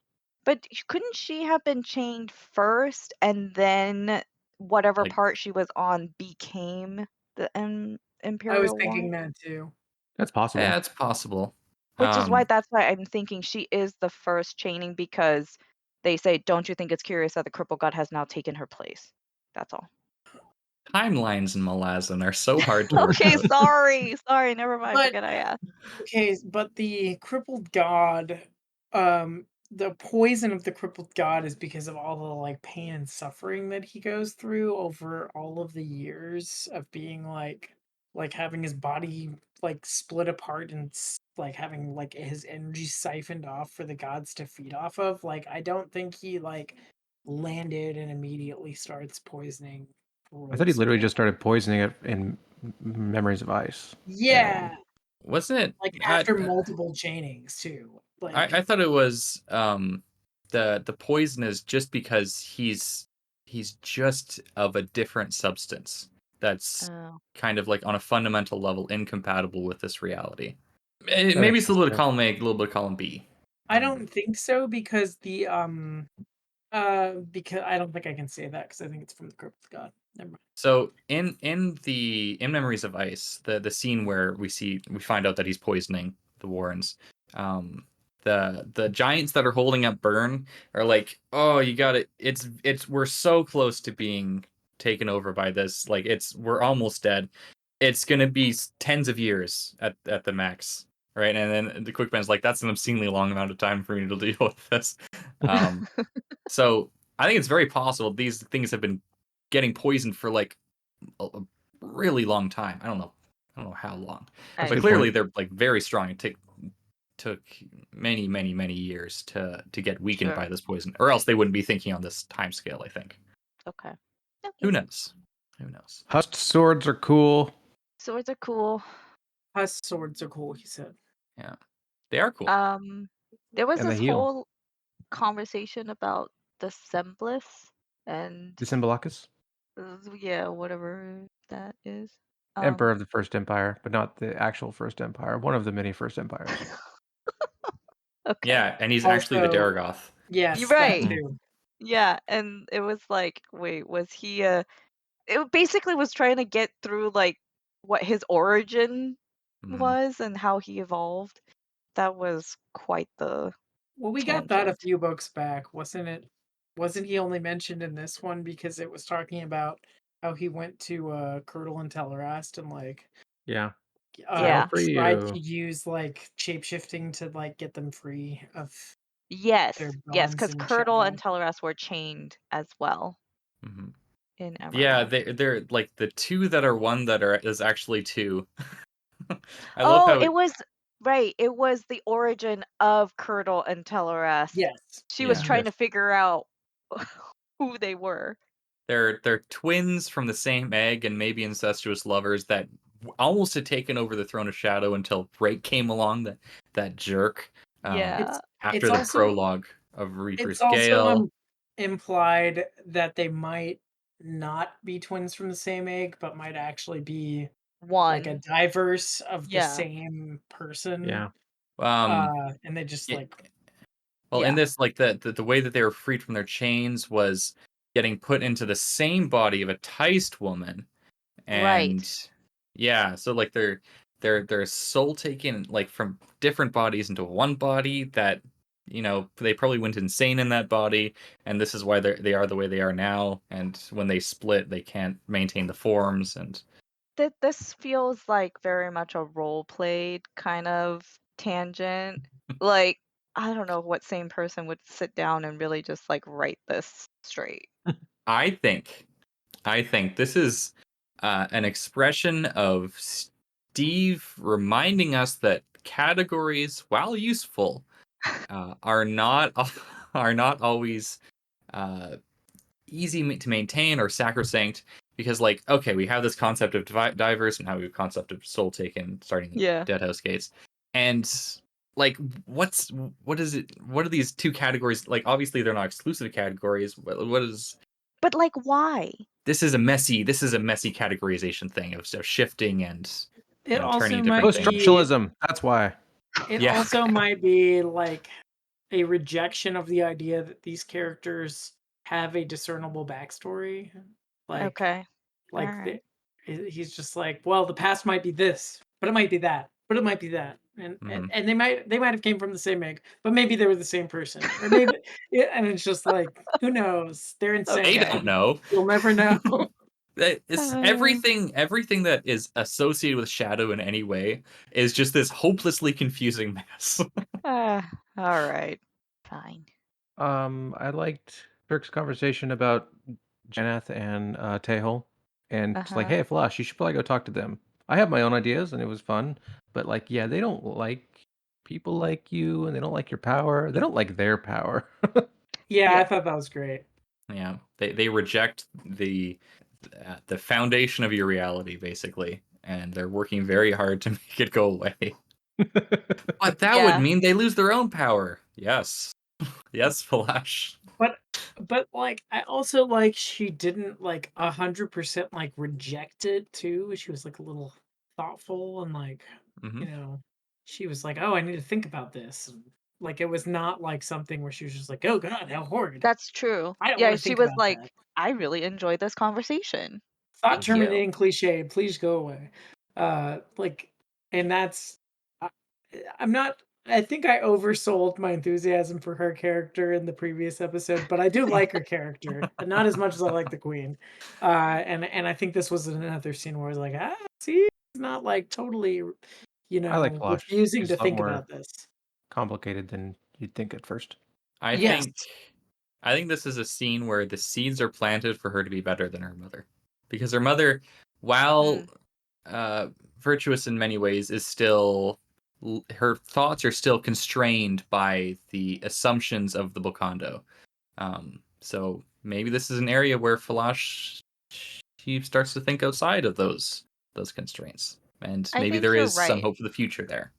Yeah, and Yeah, well, and keep in mind this is her favorite daughter, so. right. Her it is her fifth 14th daughter, absolutely. daughter. So Her she 14th maybe daughter. wanted a daughter that could stand on her shoulders, and Yeah. be better than she is. Yeah, If maybe. this is I her wonder what's favorite. happening with all the other daughters, honestly, and how. They probably drank all their blood. Uh, Yeah.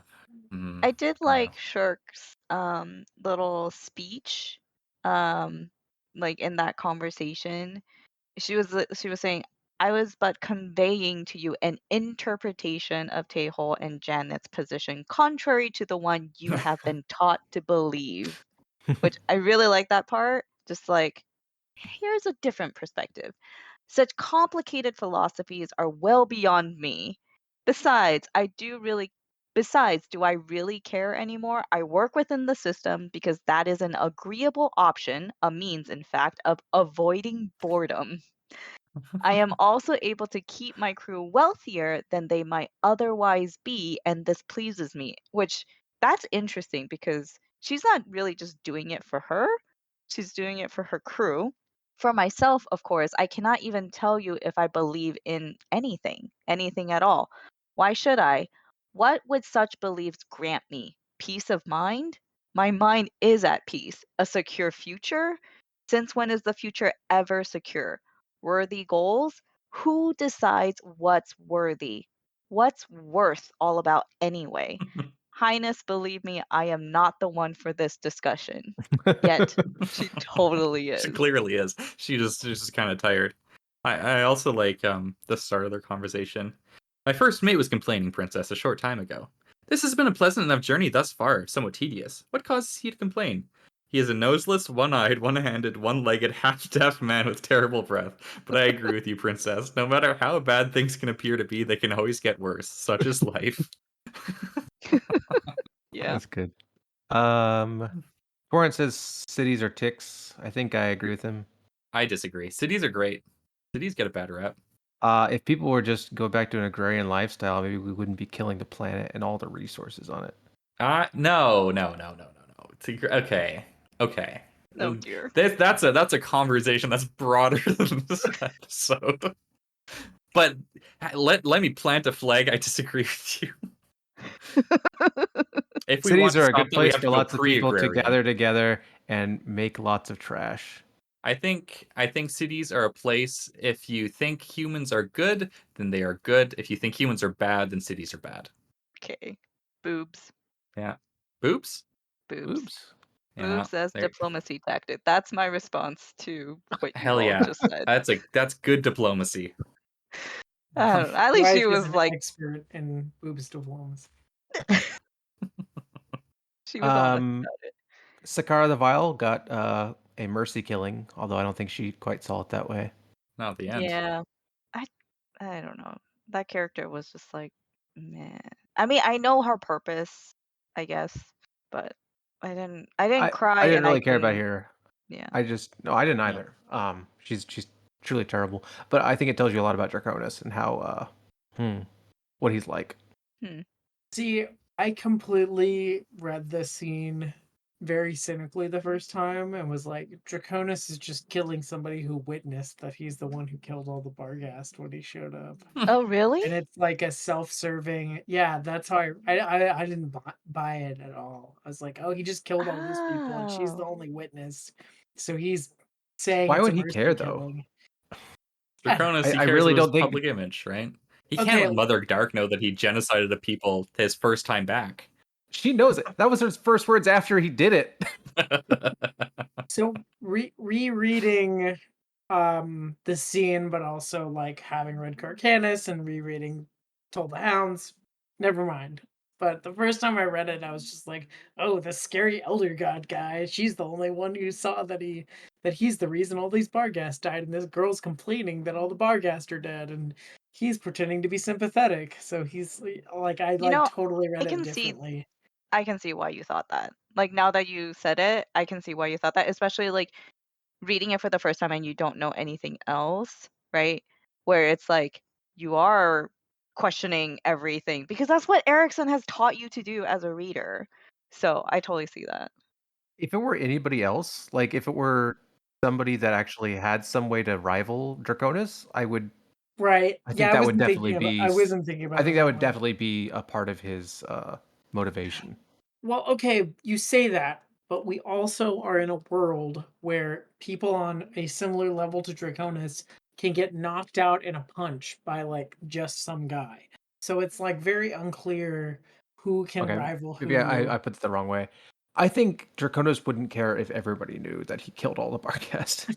I I don't agree think with you this could be now. used to get him at all. Yeah, I agree with you now.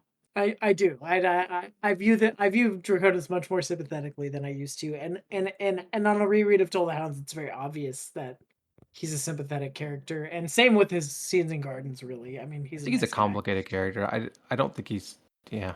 We could talk about Draconis some other time. Yeah. He's like 80% of the reason that the world of Malazan exists in the first place, and like almost all the events in the series can be traced back to him in some way. But he's Yeah. definitely complicated. Yes. Shall we move on to chapter 22? Yes. Sure. Excellent. Chapter 22. Vidal banishes Braiderall from the Crystal City. Gruntle and Stormy are kidnapped by the Kachange. Oh, you Isn't the forgot little Porez getting knocked out by nefarious bread. Oh my god. is that in this chapter? I thought Yeah, it was in that's the this next chapter. chapter. Porez Okay. was fainted out, and the head just like, "Hey, I know what happened." Or like, like, what No, I happened? heard some rumors. or like one of the best parts of this entire book is Fiddler knocking Quickben out in this chapter with the Oh, yeah. helmet. Quick Ben deserves every knockout he gets. That was so funny. It was so great. And then Quickben doesn't remember because he got knocked out so hard. He really had a thought. It really struck him. Well, because like what was so great about it is you get like the humor of the mages and the humor of the soldiers and the resentment towards the way the mages act, like, and it all like is so built up over all the 9 books so far, that you really by this point have a sense of how frustrated Fiddler is that Quickbin doesn't come out and say anything, Right. which is like one of the reader frustrations from book 1 when you don't know everything that Quickbin's not saying. And it all comes out and he bangs him over the head. And then this is my only lengthy quote is from the scene for this episode. He says, "Never liked him. Need him, count on him, pray for him, love him, aye. But like him, not a chance. Goat slicker, doll maker, soul eater, probably soul taken or divers too, if I'm any judge of things. Whiskey Jack, did you hear the sound it made hitting his head? This old helm of mine, did it stir the dead all around you? Did you all sit up, rush to the gate? You looking on us right now, Sarge? Hey, all you bridge burners, how'd I do?" And I was just like it was so perfect. They all It was just really break out good. cheering. Finally, someone did it. And he is being so frustrating at that point because he's just Mhm. like, "Oh well, it's the change from all this, and it's that they fly," and he just says it all like so matter of factly, like, "Of course it's all of this," and Filler's just getting more mad and more mad. I am so great. Uh, You know, I as a reader, I don't actually find Quickben that frustrating. I'm just like, tell me more, Quickben. But it's like I really enjoy his exposition scenes because part of it is like confirmation to the reader, like, oh yes, I did get that right, you know? But the other part is just like so fascinating that he just I think it's again like the delivery of it. Like he just says it so matter factly, you know? Um yeah. So I don't actually find him that frustrating. I I don't find him really frustrating in this book. In Gardens, he's a little frustrating. mm, But because he and Kalam are like both like playing 5D chess, and Whiskey Jack's trying to right. keep up the whole time, and it's yeah, it's a little frustrating. But I just like to I watch him work, that's all. like I understand why Fiddler was pissed off because he's Yeah, yeah, like yeah. just keeps touting out these huge threats, and like he does it so matter of factly, and like Right. Fiddler's like, "What? I have to deal with this. I have to deal with this. I have to deal. Oh my god, just stop talking!" Yeah. Like, See, don't get me wrong, it's and fun to be on the outside, but if I were he with like, him and it's also like how smug he is. Like he's true. like Fiddler's like seeing it as like, "Oh, you're enjoying this, aren't you? You Yeah. Well, and fucking." they've known each other for so long, they've fought together for so long, you would Fiddler, I think, feels like you owe like, I should have earned more than this. You Mhm. should be able to tell me more than this. Yeah, and Yeah. he's still just a paranoid bastard. Yeah, I like reading Quick Ben. If I had to be around Quick Ben, I I would I would hate him. It would be the worst, right? Especially if like this is literally lives at stake, your lives at stake, your friends' lives at stake, Yeah. and there's just like this tight-lipped guy. He probably knows, well, he knows almost all of it, and he's just not telling you because he's he's just But then paranoid. when he is telling you, which is in the He's scene, always, yeah. he's telling you, he's telling him, and Mhm. he's giving him like bad news upon bad news upon bad news in this like smug, like, well, of course it's this way. Oh yeah, they fly, and like just like, I've known all along, and And you can that's tell, yeah, you can tell Quick Ben's a little bit resentful that it's not new information to Devore. It's Oh, like, yeah, right. He did make that she point. knows it already. God damn it. he's like, I've Fiddler's tried like surprising her and it never yeah, worked. Fiddler's like, "You gotta tell her." He's like, she already knows. My my complaint. I mean, I have many complaints, but one of my complaints is, and I put this in our DMs. Was it Badell and Brederol, whatever? These two characters, like, it took me until this far in this book to finally tell the two apart. I really wish he would have picked at least one different name for one of the characters so that it would have been easier. And this isn't the only time. It's like there's multiple times where he just names people a little too similar and they're like they just get confused in my brain. 3,000% worse on audiobook.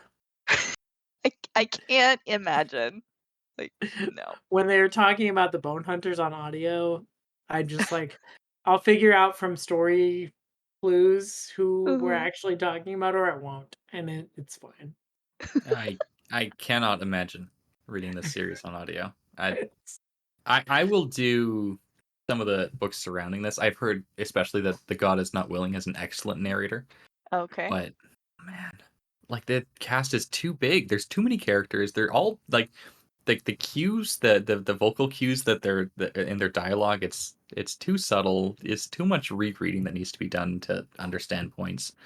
No, couldn't do I it. have a question. So does the narrator, like the audiobook narrator, try to do different voices for for the different characters? Mhm. Oh my Are they goodness. consistent? For the most part, yeah. Okay, good. Okay. That's I mean, a impressive. lot of the soldiers sound alike to each Okay, well, other, yeah, that's fair. That but makes sense. yeah, but even there's a lot of range even within that. Like, That's pretty impressive. yeah. I always find it extremely impressive when narrators manage to keep all the voices correct for each of the characters, because when I do voices, I'm never able to remember. I can if I'm playing a role playing That's game true. as a PC, I can keep that one voice correct.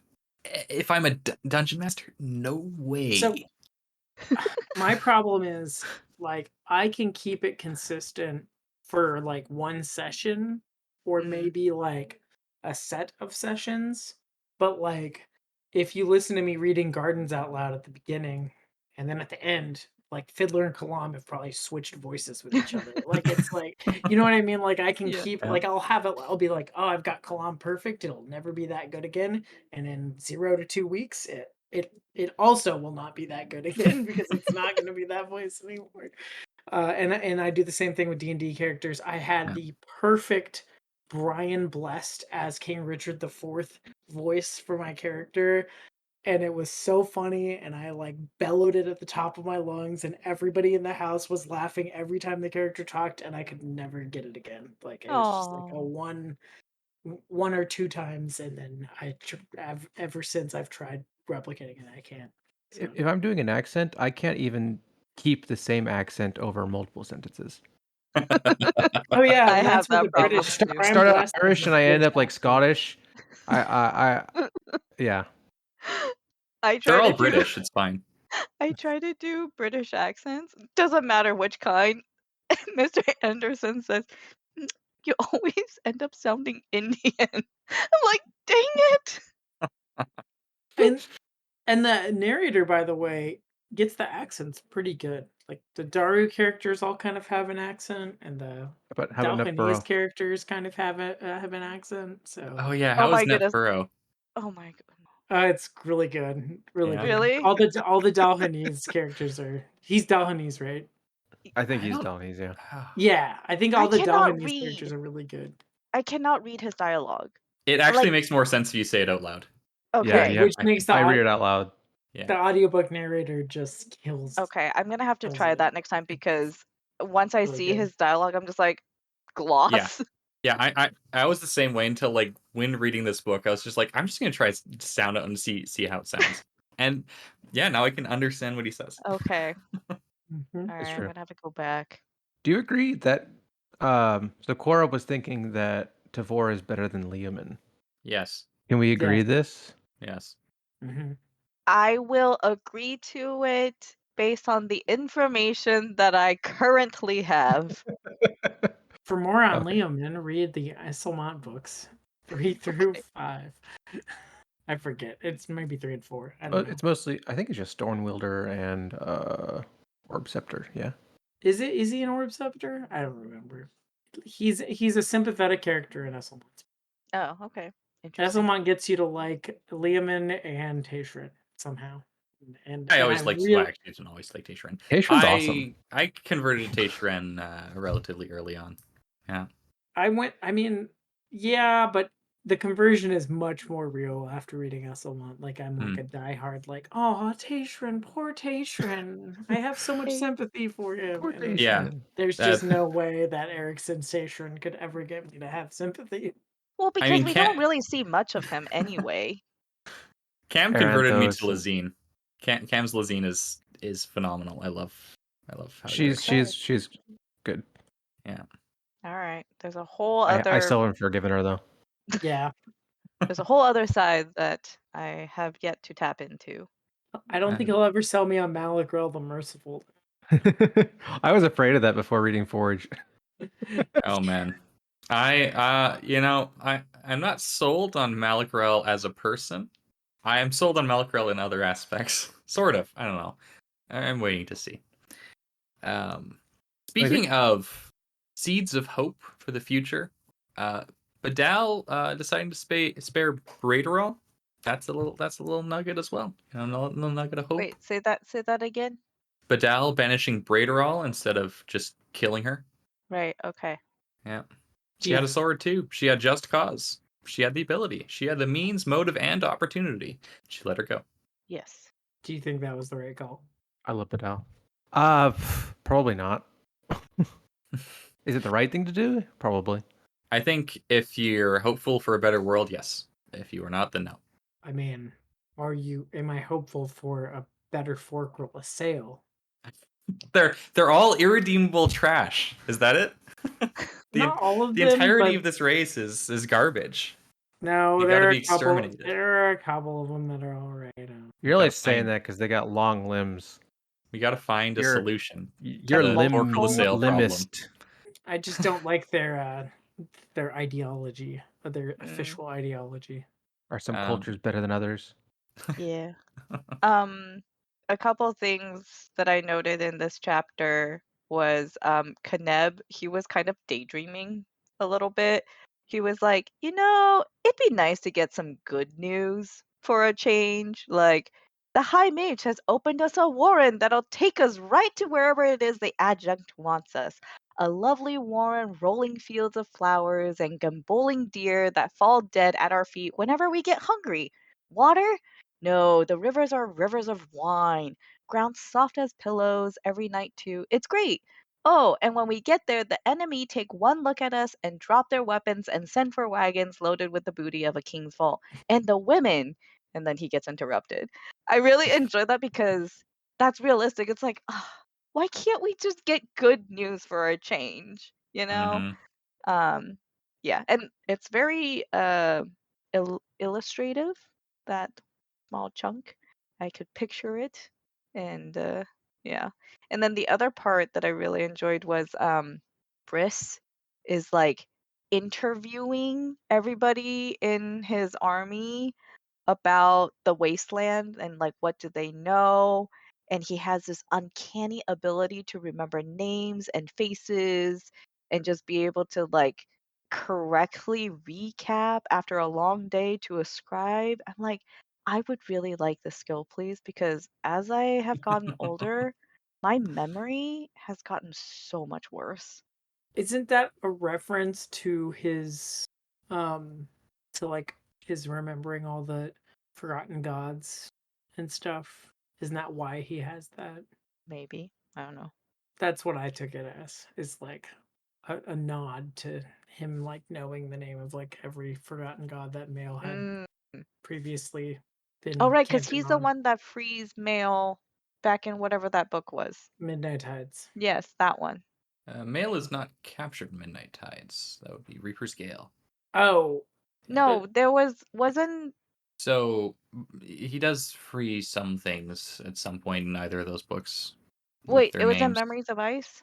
No, no, sorry. Did I say Memories of Ice? I don't know. no. It's I'm- Midnight Tides and Reaper's Gale, but Yeah. Isn't it Midnight Tides where he gets the list of all He the gets the list in gods? Midnight Tides, yes. Okay. Oh, Yeah. okay. Yeah. Got it. I think, yeah. Plot stuff. Who cares about plot? I don't care about plot. Mm. You know what I do care about? I care about the Crystal City. The Crystal City is such a cool little setting. It's where the Jaghut and the K'chain Shamal lived in harmony, which is whack considering their history. Another little seed of hope, but this time seeded in the past. And it's also hopelessly tragic because Ikariam was just trying to build it so that he remembered anything, and it was another doomed experiment of his. Yeah. It was nice to finally see something good happen to the Ruby Snake, as opposed to everything else. But they were still eating the dead children. Yep. Even though they had food and I mean I get it, but yeah, Habits tragic. are hard to fix. It Yep. is. In the last episode, I made a prediction that Kalith was going to join that person and Tena Kalala. I can't say their names. I'm sorry. Brukalion and The wolves. Tanakalian and Krugava. Yeah, yeah, those Krukava and yeah. Tenakalion. Perish. The mortal sword and shield anvil of the wolves. And I was so wrong. I was so wrong. You forgot there was a Destriant also looking for 2 new ones. I Yeah. forgot that, yeah, Gessler and Stormy were also shield anvil and mortal sword. So there you go. By the way, did you catch? It was stated. Seatalk is called Adestrian. Yes, and she Yeah. is related to the wolves, so that makes a lot more sense. Yeah. I don't know why I didn't catch that earlier, but anyway, there you go. It's a lot of How- information.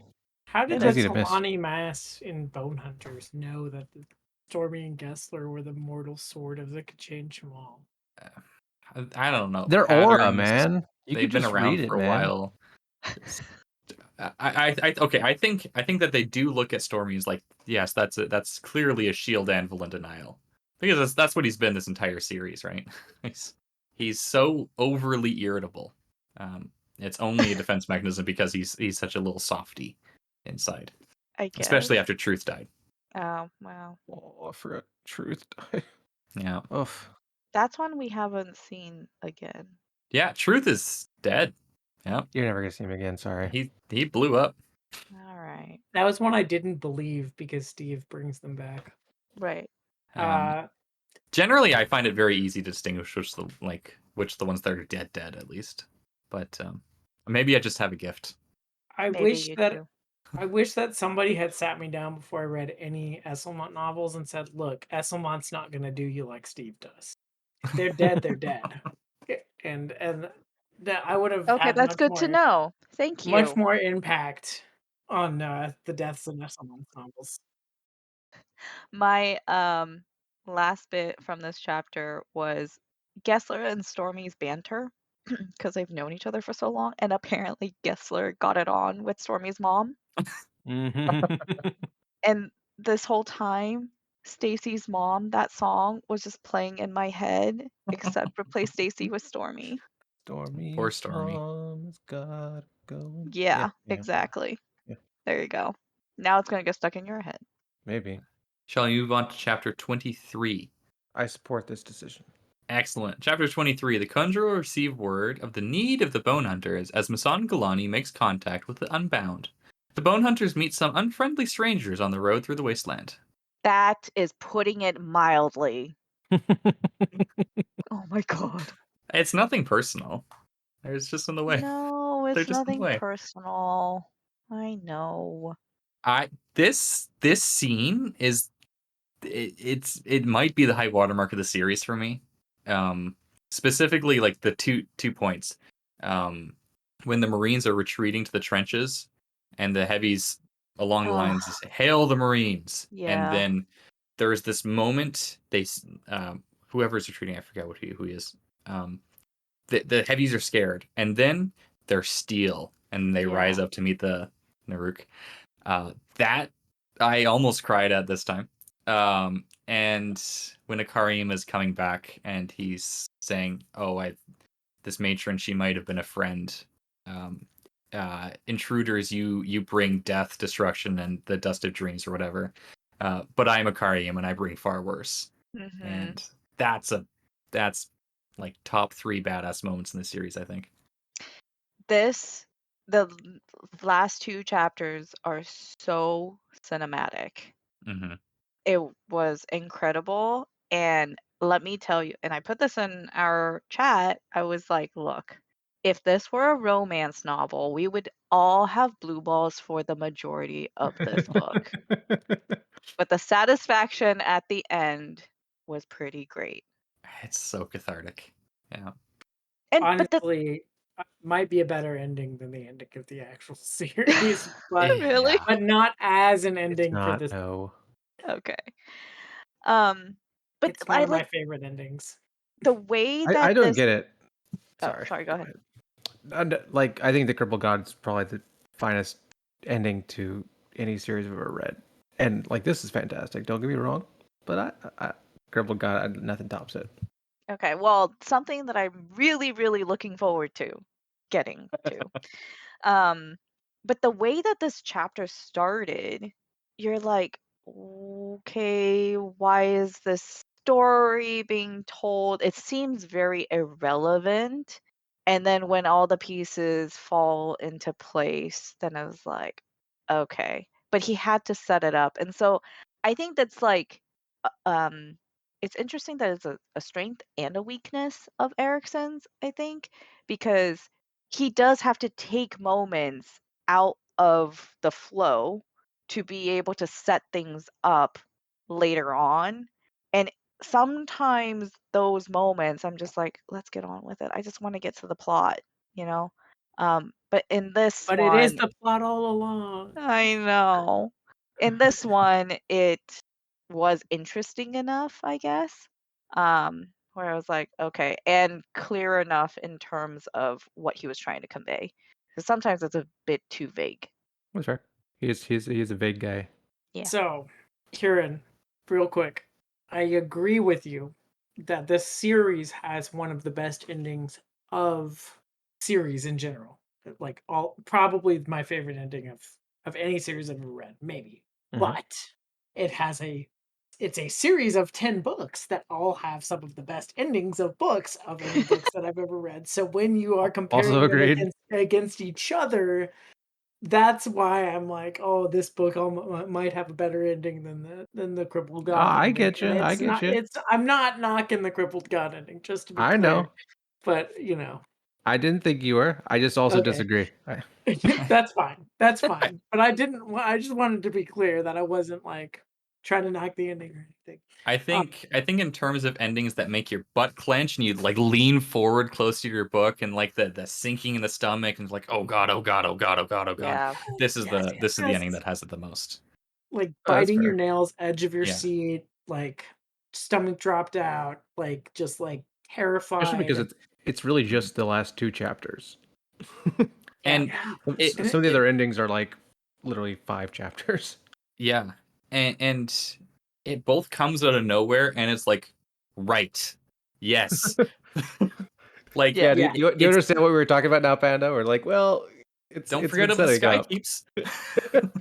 We got Yeah, Sky Keeps, there's a storm. they've been sitting there for 4 books or something.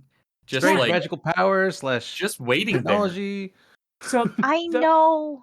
they've been setting this up for so long. Like the Skykeeps in the Imperial Warren, the crucified dragon that Akarium and Mappo find in the old broken down Kachane Skykeep, the Mhm. Naruk killing that Jag Hut in Bone Hunters. Like it's been so long that this has been set up with all these little side moments that just seem like they're world building and don't Mhm. have anything to do with anything.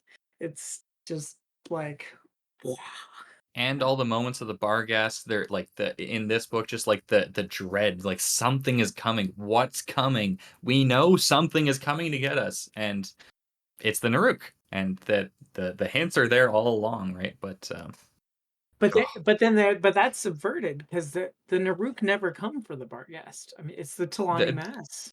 that end up Yeah, for breaking the them out. Vargas, yeah, absolutely. But like, it's just like a sort of Damocles hanging over the entire novel, like the entire time through. Like something is coming, and the Malazans all get this feeling of dread, and yeah, they're thinking that something's up, and then Tenakalian's like, wait, no, it's not supposed to happen yet. That whatever's coming is supposed to be later, and Yes. yeah, And Tanakalian's even like, no, this isn't the convergence. That's down the line. Like we've yeah, got time, and it's like a totally different convergence that has just nothing to do with it's so anything. perfect. But yeah, oh, It's so See, perfect. from my perspective, I was annoyed. I was so freaking annoyed. Like, okay, the whole sequence itself, really cool, very cinematic, very intense and everything. Very exciting.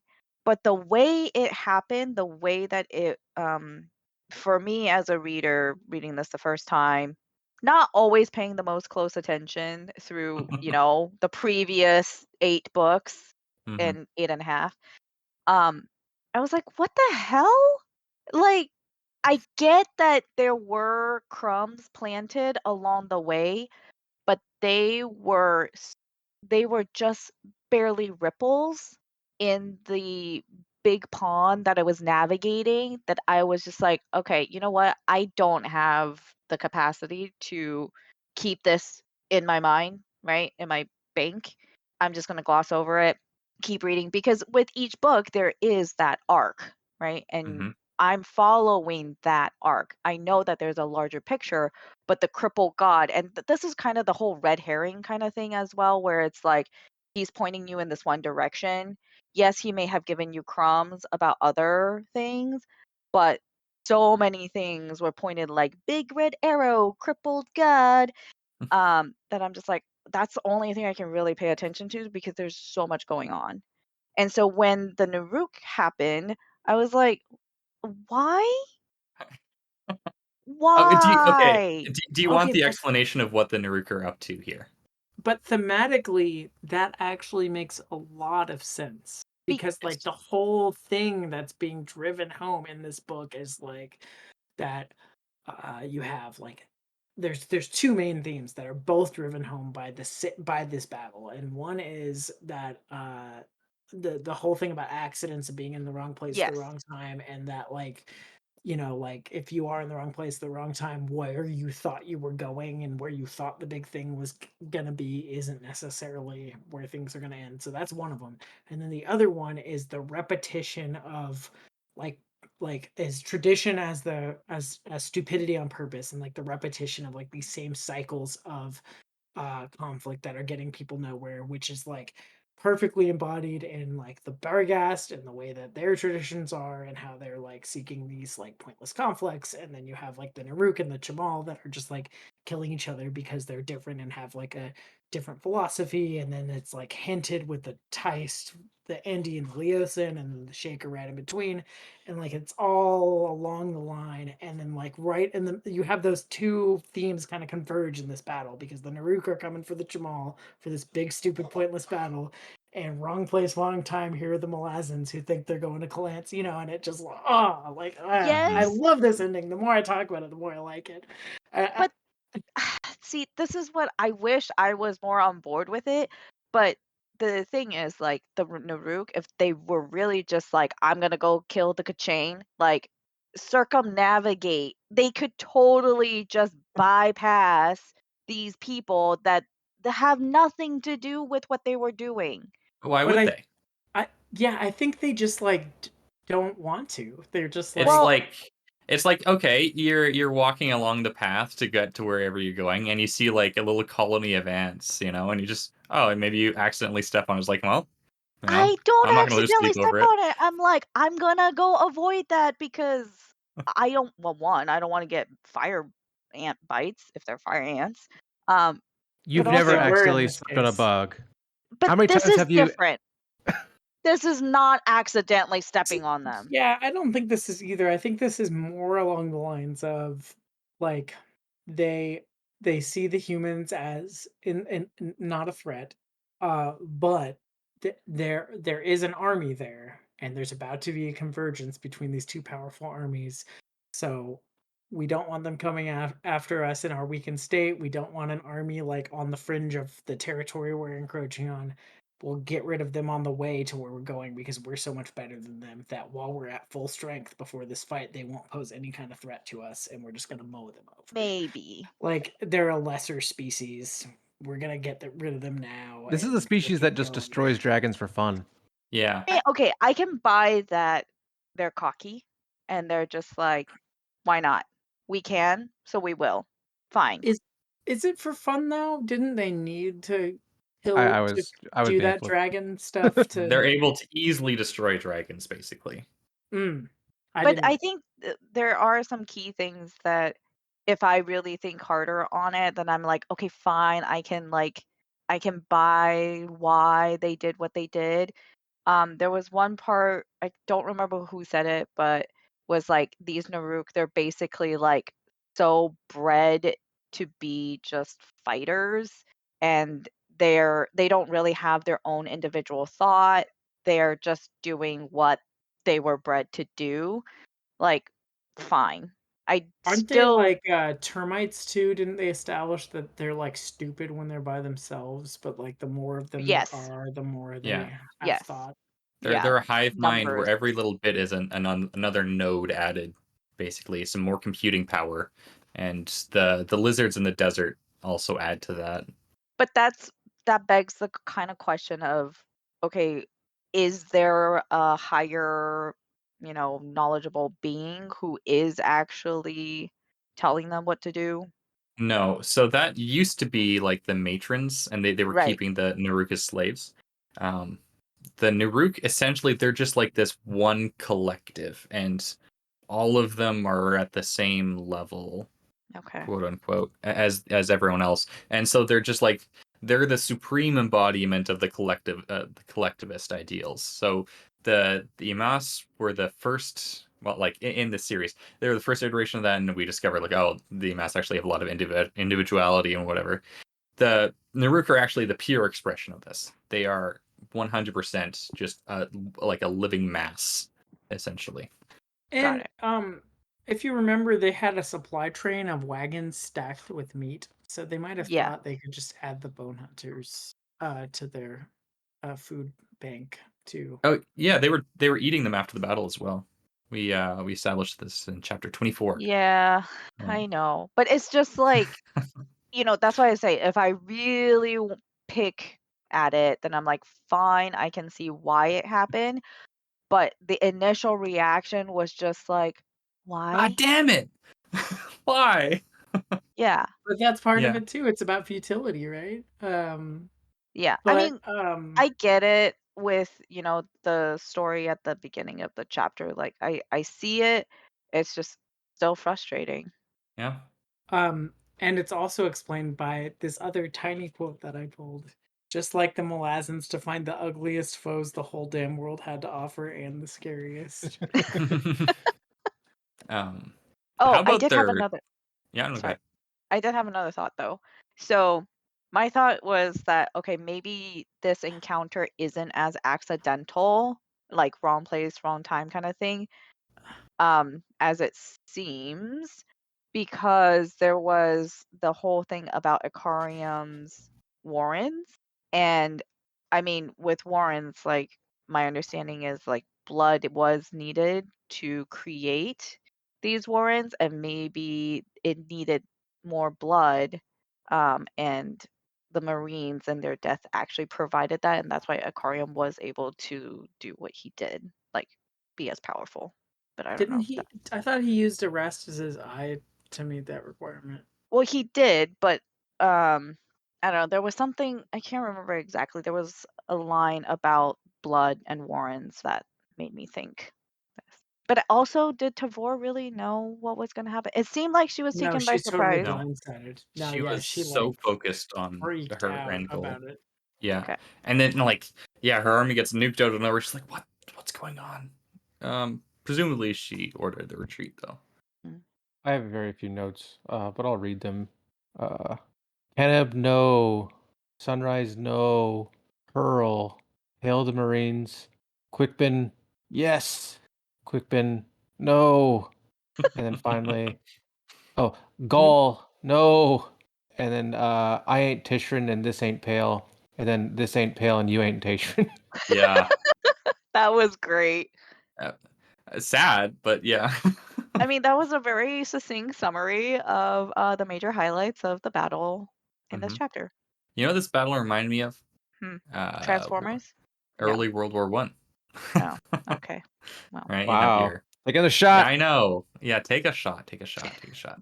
There's a better scene for this in The God Is Not Willing, but I see. yeah, it's just these people that don't like the lethality is so high and they haven't adjusted to it.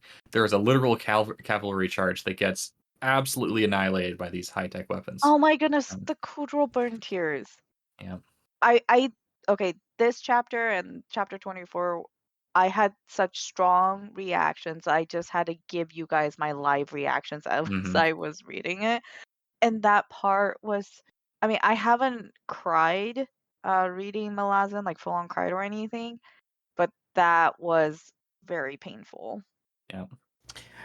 Yeah, I thought it was interesting that even though the Naruk are like this like force from the past, it actually like brought there was a kind of like metaphor for the Naruk artillery with the development of like artillery technology amongst humans, like where you have like the future of warfare is Mm, like what the Naruk are doing, because right. the Hmm. Naruk had like the drones be the nodes for the artillery rather than like specialized cadres of mages, The you lumpy know, like which ones. like kind of like it's kind of like analogous to like firearms as opposed to like longbows, you know, Mm, in terms of like the artillery being able to go to like being able to be like more easily used by laymen essentially, like, and like the horror that comes out of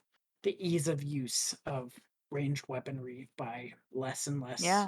uh training required, less and less specialization, more mass produced, like, so even though they're like it in this case it's backwards because this ancient race coming back that has this. It kind of has that analogy going on. And also the the fact that these bodies are getting blown into more pieces, basically like Keneb just gets vaporized essentially, and Right. just like little bits of Keneb are flying everywhere. And The you also get these. descriptions Ugh, of this whole thing is, and horrifying. yeah, and the way that Erickson does the descriptions is very effective and very easy to just imagine what Hmm. that looks like. So it's very cinematic. And yeah, I can see why well, maybe part of why he said that he wouldn't want animation for it. He would want like a live action adaptation for Malazan. In this case, I can see why it would be more impactful. I would agree with him here if I hadn't seen Attack on Titan, Oh, okay. which does scenes like this like all the time, and they're incredibly well done.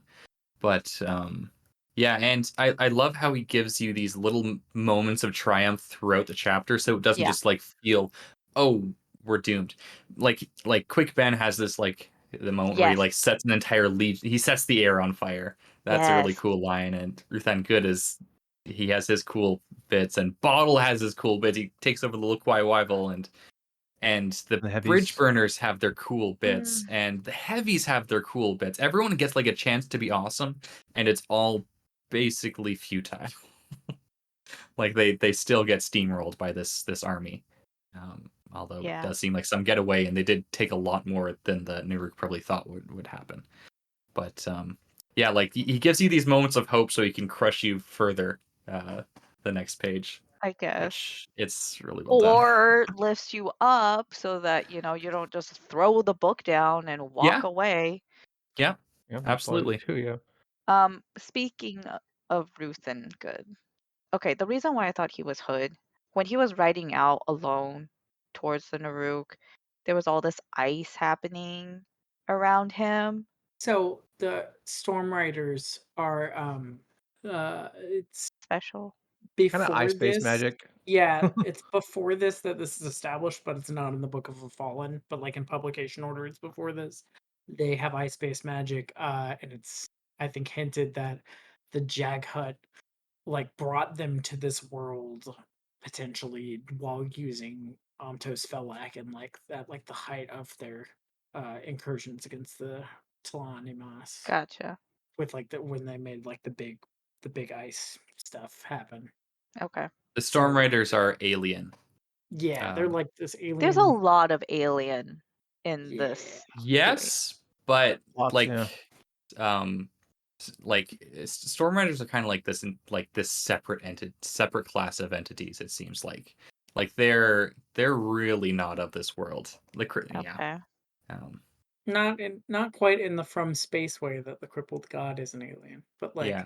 another reality of some kind, another Like maybe This is demons. like breaking my world. brain a bit, They're but like, okay. yeah, they're almost Lovecraftian, sort of. It's just like they're kind of Oh, incomprehensible to okay. us. When you put Well, it that way, I get it. I get it better. that's only because to quote Steven Erickson, that the story of the Storm Riders is a treasure trove, a vault, if you will, and he's gonna hold on to the key for a little while Like longer. that bastard. Like, So I there want.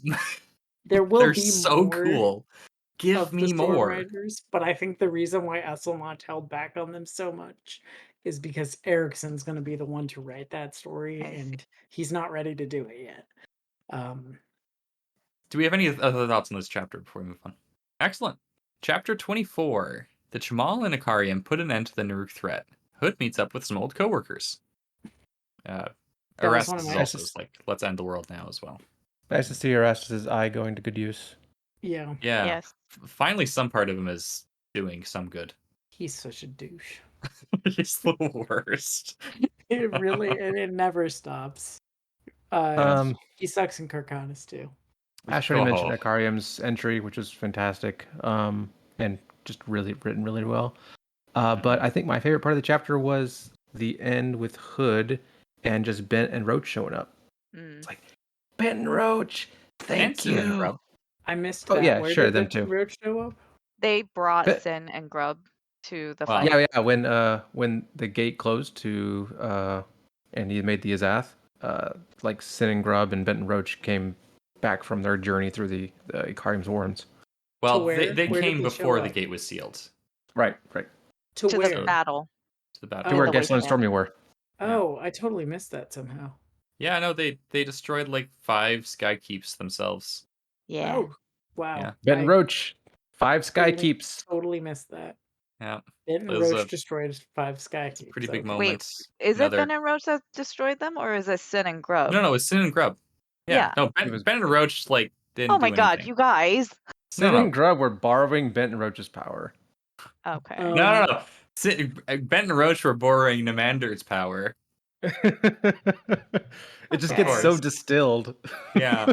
Just like, Um, Namander's the anime protagonist, like, I am lending 0.25% of my strength to these dogs across the continents. So I really liked Hood showing up in the Jaghut army, being there to meet him. Yeah, And it was funny. It was really was funny. funny. Not as funny as they think it is, I don't think, but it Yeah. was. They think everything's funny. That's part of why it's so funny. In the previous episode, I think it was Ash who was like annoyed about all the laughing from these Yep. Jaghut warriors, and I was like, oh no, it totally fit. In this part, I'm like, oh my goodness. I Just agree shut with up, you dummies. Yeah. Just for once, just stop adding noise to the conversation. Isn't the reason why they think everything's funny that they've like been dead so long and now they're back and they're just like everything's so absurd? Like I I guess. kind of get it. They're not allowed to laugh because Ash hates them. Yeah, Okay. absolutely. Imas didn't go far enough. Then Okay. They You are know what we fucking haven't talked dead, and about? what do you want? We haven't talked about Tool. yes, let's Poor talk about guy. Tool. Yeah, we Just- gotta talk about Tool. He Okay. kills the last of the Barghast.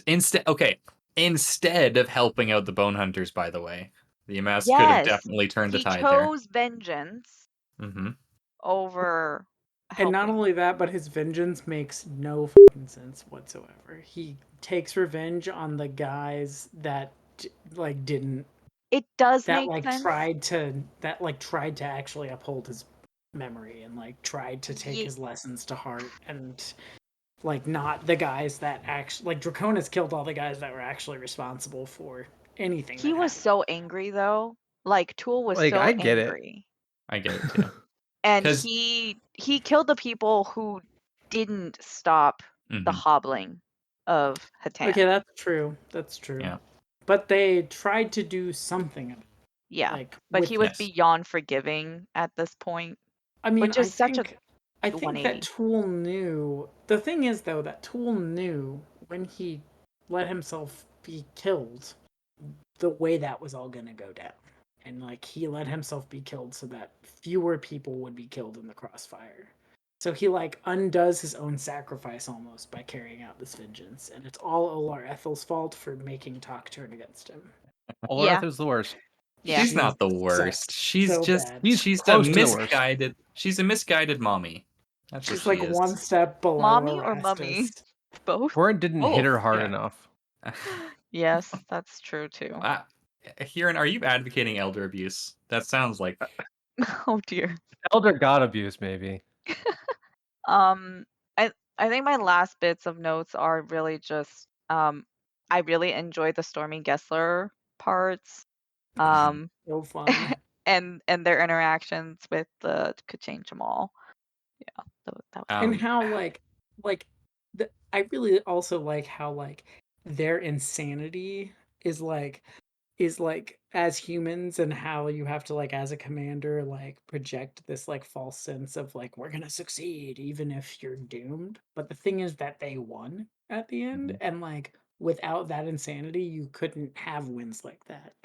You have to be that kind of crazy to even yeah. have the chance to snatch victory from the jaws of defeat in that way. Like, Yeah. They definitely didn't have a chance if not for several miracles though. That is true. but Several the thing is, like, completely unforeseeable miracles. sure, but how many battles have gone that way? I mean, Yeah? there's a reason why there are two Karama cards in the Dune deck, you know? Okay. Karama is the Arabic word for miracle. But there's literally cards in Dune that say miracle on them, and they can do like 20 different things, and sometimes it works out. Uh, and yeah, uh, Yeah. like how often does that actually factor into battles of like, oh, if it hadn't have been for this thing, we could have never known was happening. If it We hadn't been never would for have won. Aquarium, If Harold Yes. Godwinson hadn't taken arrow through the eye, the English wouldn't be French now. Yeah, yeah, there's a that's lot of domino 1066 lore effects. for you. Yeah, yeah, yeah. Should we get But to what a listener cool way. questions? First, how cool is the Ampelus uprooted? Was that an awesome? Yes. Was that so cool? And Cal's rooted, and At least 100 cool. yeah, yeah, that's Many at least cools. 100 cool. Also, a shout out to Gurul, the Shigal Yeah, assassin. He's pretty cool. I feel kind of bad how he just gets taken out like nothing. but apparently still alive. Is he? Yeah, at the end he's alive. Yeah, at the Okay. end, the matron said that, "Hey, we're gonna go with you to Colonnades and list out the different Hmm. ones that are still alive." And there we go. They hope that the Nur can in one day learn to forgive them before hopefully they come back and Right. try to scour the continent clean again. And there's some more hope put in here for the Jamal to do Actually, better. that was really interesting about how their matron, like they were saying she went insane and everything, and normally a matron would only like birth 100 or Mhm. however many hundred of the Vagath soldiers, but this one was like 15,000, 15,000. Yeah. yeah, because she was trying to break the cycle. Hmm. So literally like sacrificing herself to do this. And I think that kind of echoes a bit of Rake and Amanda Rake, like in her Hmm. death, in her sacrifice. She like Absolutely. enabled this to happen. And then apparently Soulkit is now also a matron. Yep. There are now 2 Chamal matrons Hmm. for first time in a very long time, let's say. And then Uruk aren't going to be able to build any more sky keeps. That's very sad for them. I hate Yeah, But, that that sucks. good thing though. Yes, let's go to listener questions. Okie dokie. Sun Gamer says, "Hail the Marines." Hail Yup. the Marines. What Yep. What do you think of Stormy and Gessler being mortal sword and shield anvil of a chain Chamal? Is it impactful that these mortal roles are being fulfilled by beings we know to be on their way to ascension? I feel like they're pretty much ascended at this point, right? They're stubbornly clinging to being not ascended. By all rights, they should have ascended by now, though. But I think like because of their, I guess, I don't know, powers, they are able to be the mortal sword and shield anvil for the Kachane Shamal because they can withstand what that means. Because like, Ecovian was a shield anvil for people, and that sheer, well, and for the mass, I guess, like Yeah, it killed him, right? it did kill him. And Stormy, I think, had to be a bit more supercharged to be shield anvil for could change them all. A bit annealed. Yeah. Yeah. Any more thoughts on that? I think you're about right. Yeah. How do you feel about Sin at the end of this book? I didn't even notice her. Ah, I didn't know she was monsters. there. I literally didn't know she was there. She got really upset that her brother died. Mm. Anyone noticed? Her defense mechanism is to be lash out of the world and make herself powerful so that it can't hurt her. I just hurt her again. Yeah. She was a little callous towards Keneb's death too, yeah? Yeah. Yeah. But I think it is a coping mechanism. I don't think Ah. she could take any more. 100,000% is a coping mechanism. She's made of coping mechanisms. Okay. Well, yeah, because the first person to come to her after the tragedy that happened to her in Seven Cities was Kalam. It was just Oh. himself a walking coping mechanism. Yeah. Yeah.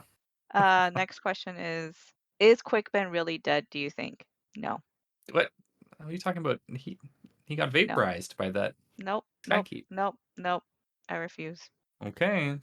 How much of what has happened is part of Tavor's plan? Maybe 80%? I think probably everything except for the Naruk, really. Mm-hmm. And also the other Kachang, because I doubt she saw Stormy and Gessler becoming, Shield Anvil and Yeah, and as much as it didn't really affect things, or at least not yet, she probably didn't foresee Draconis popping up out of nowhere, Oh, no one did.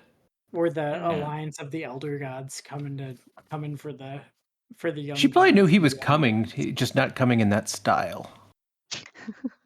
Maybe. Yeah, you think? You think she I, knew I that think that was gonna happen? I think she knew what was going down in Jurgistan.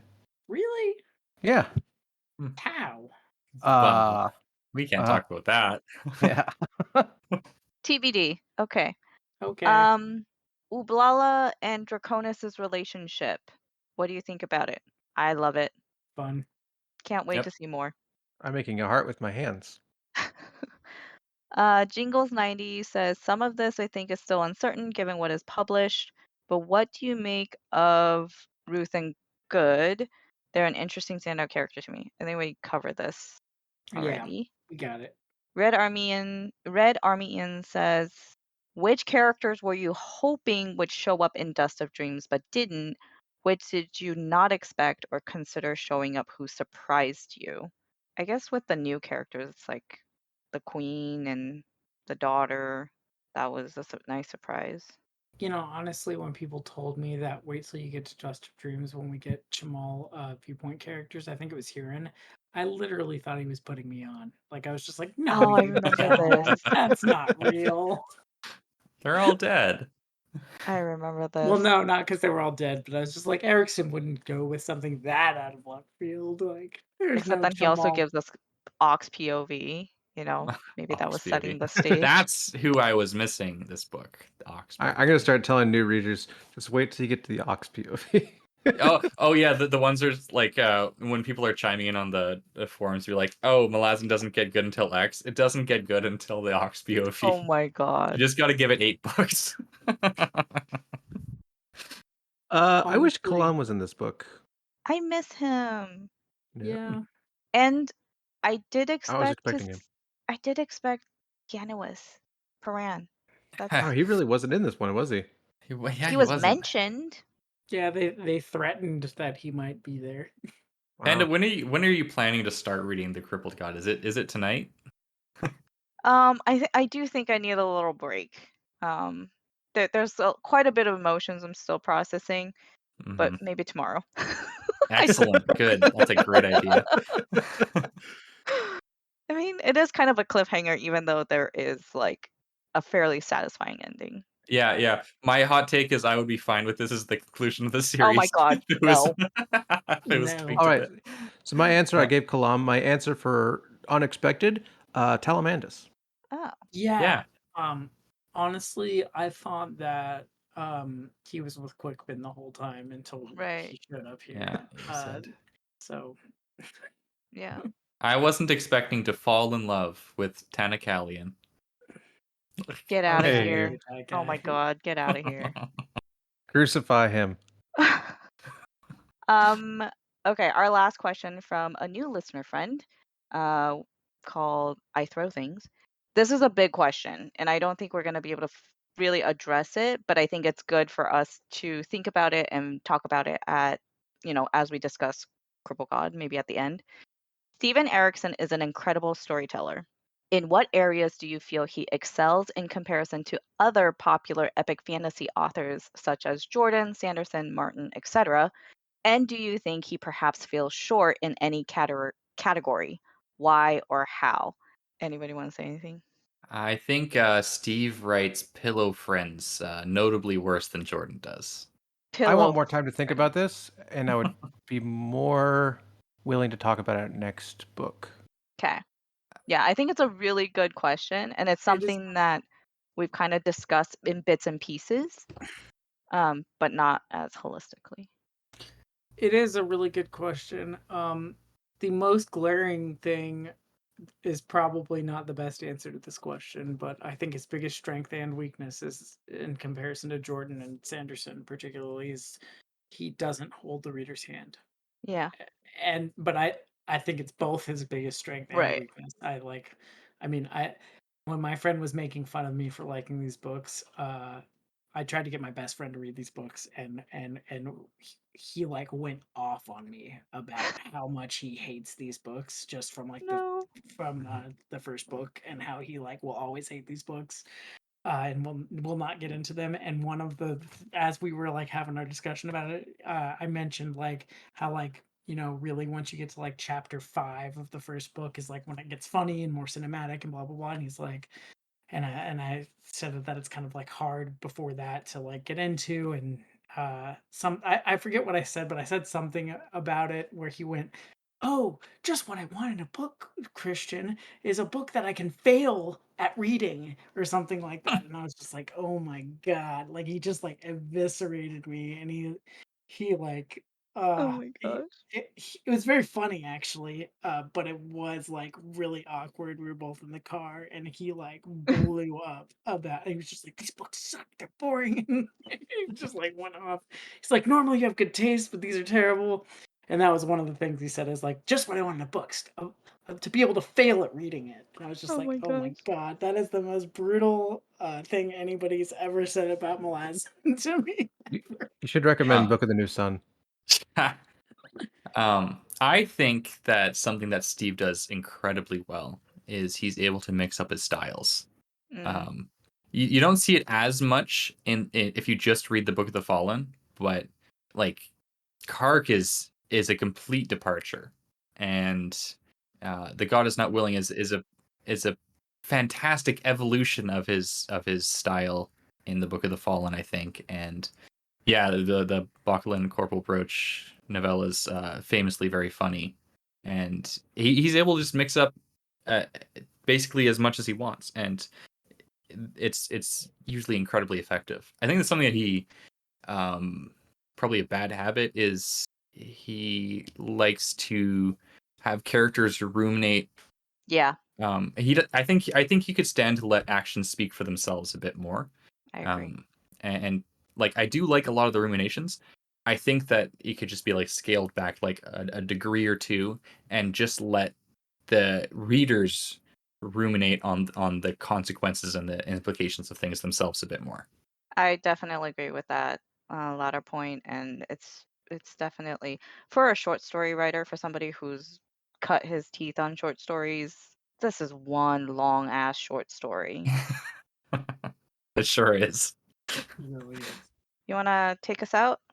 Oh, first, I think we owe it to one of our listeners, Lucid Truth, who's just wanting to shout out a message to his future self. Good job making it this far. Yeah, proud of you. He's currently on Memories He's of currently Ice. just about to You could start do Memories it. of Ice.